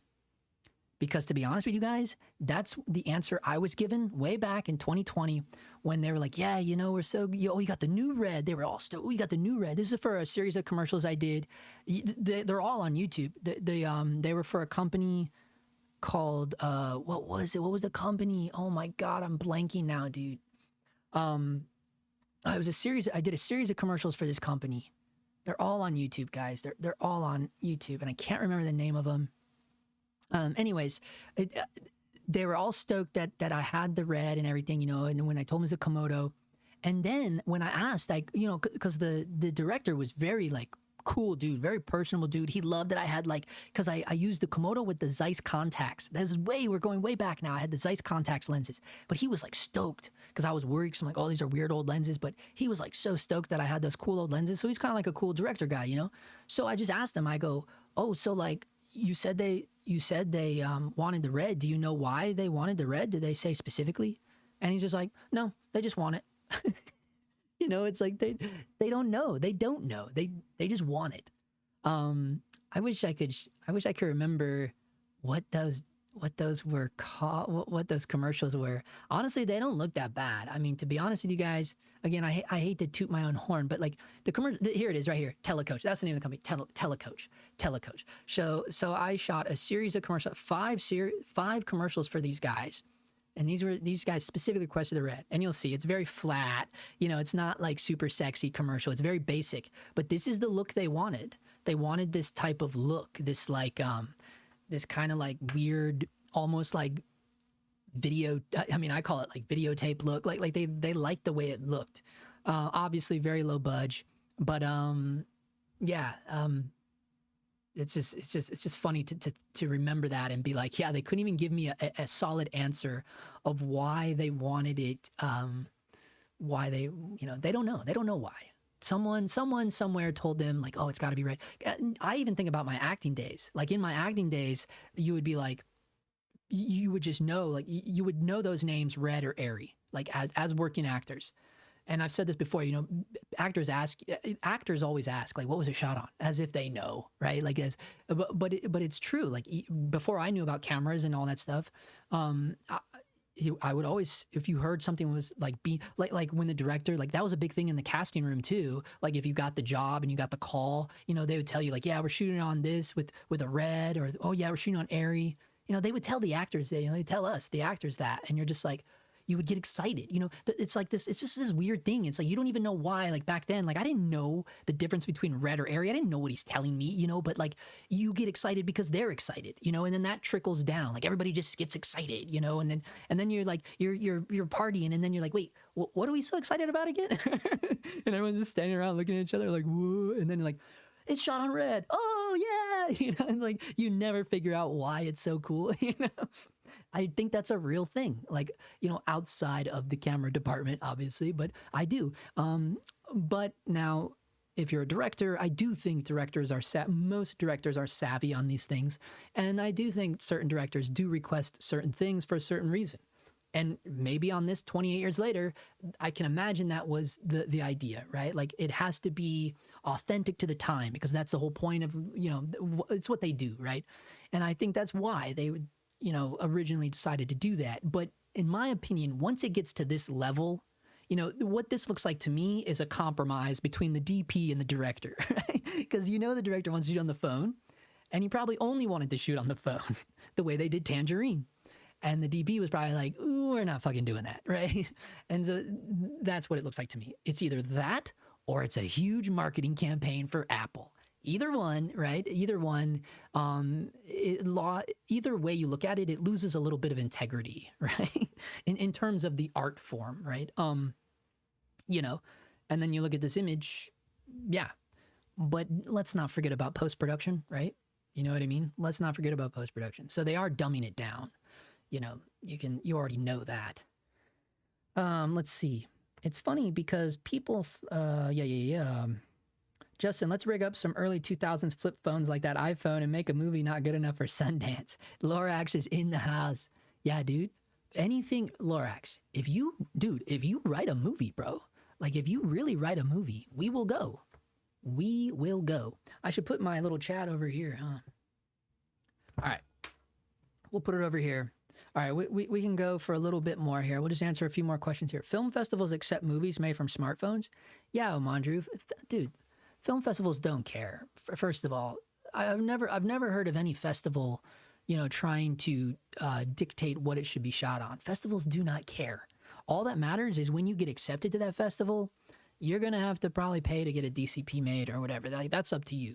However, you have to go about doing whatever you shot it on and figuring out how to get a DCP made. You know, that's all festivals care about. Why do you think Blackmagic is so popular among YouTubers, but I don't actually see it in video production houses, or I don't know if it's used in major commercial Hollywood? Chris, no, it is. It is. It's used a lot in television, like they say. That's why they're so devoted to the ENG world. If John's still on here, I'm sure he could tell you too. Like it's in the television world. And also, you know, it's used. I honestly, you know, Mad Max. I know Mad Max has used Blackmagic cameras. I'm just like trying to pull from memory here, but it is. It's not revered, I guess, and it's also kind of like, I don't know. Back when I was in film school, there was kind of like a. What's the word? You know, there was just kind of like a negative buzz humming around about the company overall, in my opinion. You know, stuff that I heard on sets, stuff that I heard from, you know, people in the union, the camera union, the guild, you know, just people weren't like stoked about it, you know? And so because of that, I think it's hard to get, it's a stigma, right? That's the word I was looking for, stigma. I think it's hard to get rid of a stigma, certainly in a town like Hollywood. You know, once there's a certain kind of thing floating around about you, because look, let's be honest, like even in our little YouTube universe here, like I kind of like forced my head in like some kind of weird little, you know, like Ace Ventura coming out of the rhino ass, you know, when I did the YouTuber versus filmmaker video, you know. And my biggest regret about that video, honestly, probably not a regret, but like the thing that like I would probably go back, like if I was to do that video again, the one thing I would have left out is the Shane Hurlbut thing. That was probably a little too hardcore for me to include the clip of Christian Bale yelling at him. It probably wasn't wise of me to do that, considering that Shane Hurlbut, you know, he's a member of the ASC. You know, he's a stand-up guy. I mean, he really is. And so it probably was a little bit of that was a little messed up of me to even bring that up, to like put that back out into the zeitgeist, probably wasn't wise of me, right? Because, he's in some big circles that I'm not. And I'm sure like there's people out there that I can imagine one day of shaking someone's hand and being like, oh, you know what I mean? And it could be because of whatever Shane Hurlbut has learned about me and what he thinks about me or whatever, you know what I mean? But hey, it's Hollywood, man. It's Hollywood, and so that shit does happen all the time. But the point of it is to say, like, once there's a certain like stigma about somebody, it's like high school, like it's really hard to make that shit go away, and that's why a lot of people, do one little thing and then they're done, they're gone. If you step out of line just a little bit, but also it's gotten a lot better too. We've gotten to get rid of a lot of evil because people are speaking up and like, so yeah. Anyways, I don't know. I don't know how I got down that rabbit hole. Oh yeah. The point is Blackmagic. Yeah, they got a little bit of a red A on them, just a little bit. But it's been getting washed off. Because I know guys like Brawley. John Brawley. John Brawley. He actually shoots a lot on Blackmagic. He swears by them. Actually, he loves Blackmagic cameras, and he shoots a lot of big stuff. And we'll be able to see that when we look at his page here. Yeah, he's shot The Morning Show. Huge. That's a huge budget show. The Morning Show. He was the DP of 3 episodes of that. Bad Monkey. Shrinking. Dude, 13 episodes of Shrinking last year. And he's on the next season. I didn't even know and he worked on The Great. I love The Great. This guy's no joke. This guy is legit. Actually, it was The Great they used Blackmagic cameras on. Yeah. So I don't know if you guys seen it. This show's hilarious, by the way. It's got Nick Holt and Ellie Fanning. But yeah, so John Brawley used Blackmagic on this show. And guys, this show is gorgeous. This show is absolutely gorgeous. Yeah, John Brawley, man, he's a goat. Honestly, he's a goat. What I love about John Brawley too is like he is like so down to earth, and I've heard he's an amazing guy. I personally never met him, but people that I know have met him. Some people I know, like Ron Sim of Simod, is a big friend of him. And so Ron's always singing his praises too. And but yeah, the show looks amazing. Blackmagic. So there you go. Ace's workflow too. You actually need to do an AI video. Yeah, I do. Any cinematographer strike? There kind of was like. Here's the thing. Like, there kind of is like when one guild goes on strike, there is kind of like an aftershock where other unions don't work, because it's called standing in solidarity, right? And that's kind of what led to the actor strike anyways, because when the writers are on strike, so many of the actors weren't showing up. And so it was just like, okay. And the reason why, and you'd be like, wait, there was a writer's strike, but there were a lot of shows that were exempt from the writer's strike. There were a lot of shows that were exempt. And there was like little loopholes that they could get away with it. Like one, they would say like, oh, the whole show's been written already. So they're like, if the whole show is quote unquote written, then they can keep filming. But what people don't acknowledge and what writers know is that, dude, there's still going to be like any show that I've ever been on, there's rewrites every day. And when I say a show that I've been on, I'm talking about like in my acting days. Okay. There are rewrites going on every single day, the morning of. Like I've been on so many things where you get new sides the morning of, and they're like, oh, they changed some lines. And you're like, what? They changed the lines? Like, yeah, they did. They just did it this morning or whatever. Like that happens all the time. So it's like, wait a second. If the writers are on strike and you guys are continuing your show because of, the show's already written, but who's doing all those rewrites for you every day? You know what I mean? Like, and so it's a little weird there. So there are a lot of actors just saying like, hey, we're not going to do that. We're going to stand in solidarity with our sister union here, our sister guild, and the actors stop showing up too. So then that stuff kind of, it's kind of how it goes, because if you're crossing a picket line to go into a studio, like that doesn't look too good. You know what I mean? And Kim Kardashian did that shit. Like she crossed the line, and it's like, dude, come on, man. Like, you know what I mean? And I know she's not like someone like me that has a master's in theater, I wouldn't call Kim Kardashian an actress. Okay, sorry Kim, but I just wouldn't, you know. But she's not, in my opinion. I think a lot of actors would agree with that, and maybe that's why she didn't care. But still, it's like it's more about like you should just like have like. But again, she's a fucking millionaire, right? Like, so millionaires don't care about people that have to fucking pick it. Like, they don't understand that concept, you know. So I don't know. Now we're getting down a different rabbit hole.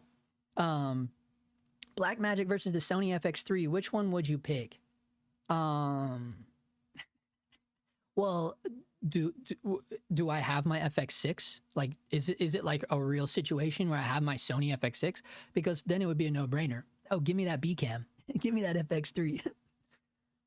Now they even buy movies in vertical formats. Oh, really? I didn't know that.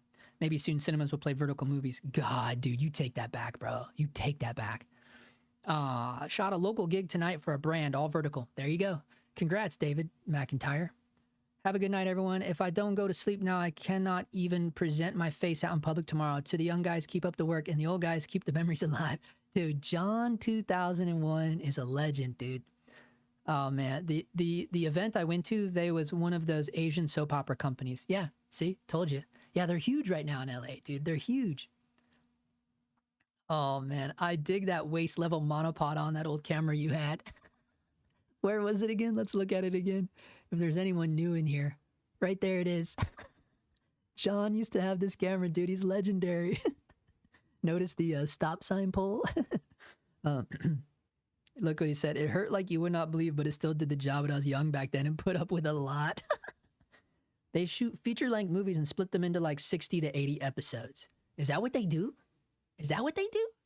So they don't go in as like actual episodes. They just go in like just in the mindset that they're shooting a feature film, and then some editor's poor ass has to cut that up into a bunch of different episodes. I guess it's not hard, right? Like if you're a good writer, you just write the beats, right? And so for every beat, it's like blackout. Episode over. And I imagine the episodes are like short as crap. Yeah, if they're like, so if they're shooting like a 90-minute movie and then they're getting like 80 episodes out of it, those are like, what, yeah, like 10-minute episodes. Man, I don't see a lot of YouTubers using Blackmagic myself, but there are so many cameras out now and they don't cost that much. There's probably no real charts that tell you who uses what. Yeah, no, I think he just means like, you know, there's a lot of people peddling the Blackmagic cameras. Which there is a lot of people peddling the Blackmagic cameras, and they were.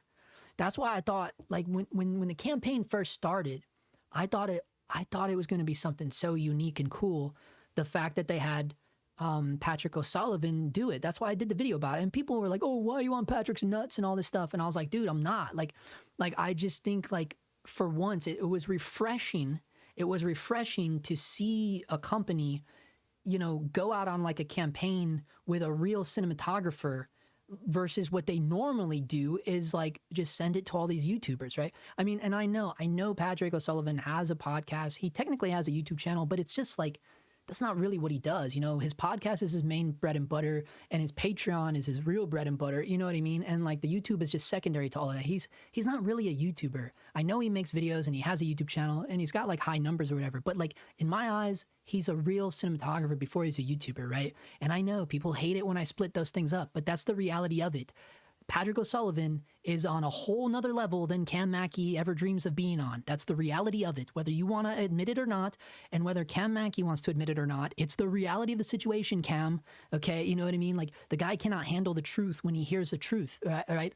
And I guess it's not really. It's more of an observation, right? But it is the truth. Like Patrick O'Sullivan is on another level above all of your favorite YouTubers. It's just the reality of it, and it's not because of his skill and his talent. It's literally because of the level of jobs that he gets. You know what I mean? So that's what I'm talking about. So it was refreshing to see Blackmagic do that campaign and that demo with him. But then what do you know? Then they sent it to every YouTuber known to man, and it didn't turn out well, and not in my opinion. Because why? Because Crater was behind all that stuff, and I have my own qualms with Crater. To me, Crater is the death of the honest review. It just is. I'll just say that. But yeah, it was disappointing to see that. So now we got that all out. We got that all out in the air. 37 people got to hear that. My big brick is dying, so the camera is dying. So what that means is that this stream at 9:04 is officially over, guys. Hit the like button on your way out. Please, please, please. That helps people find the video that weren't able to stream it on my West Coast time. Thanks so much for everyone that came in and watched tonight, and we'll see you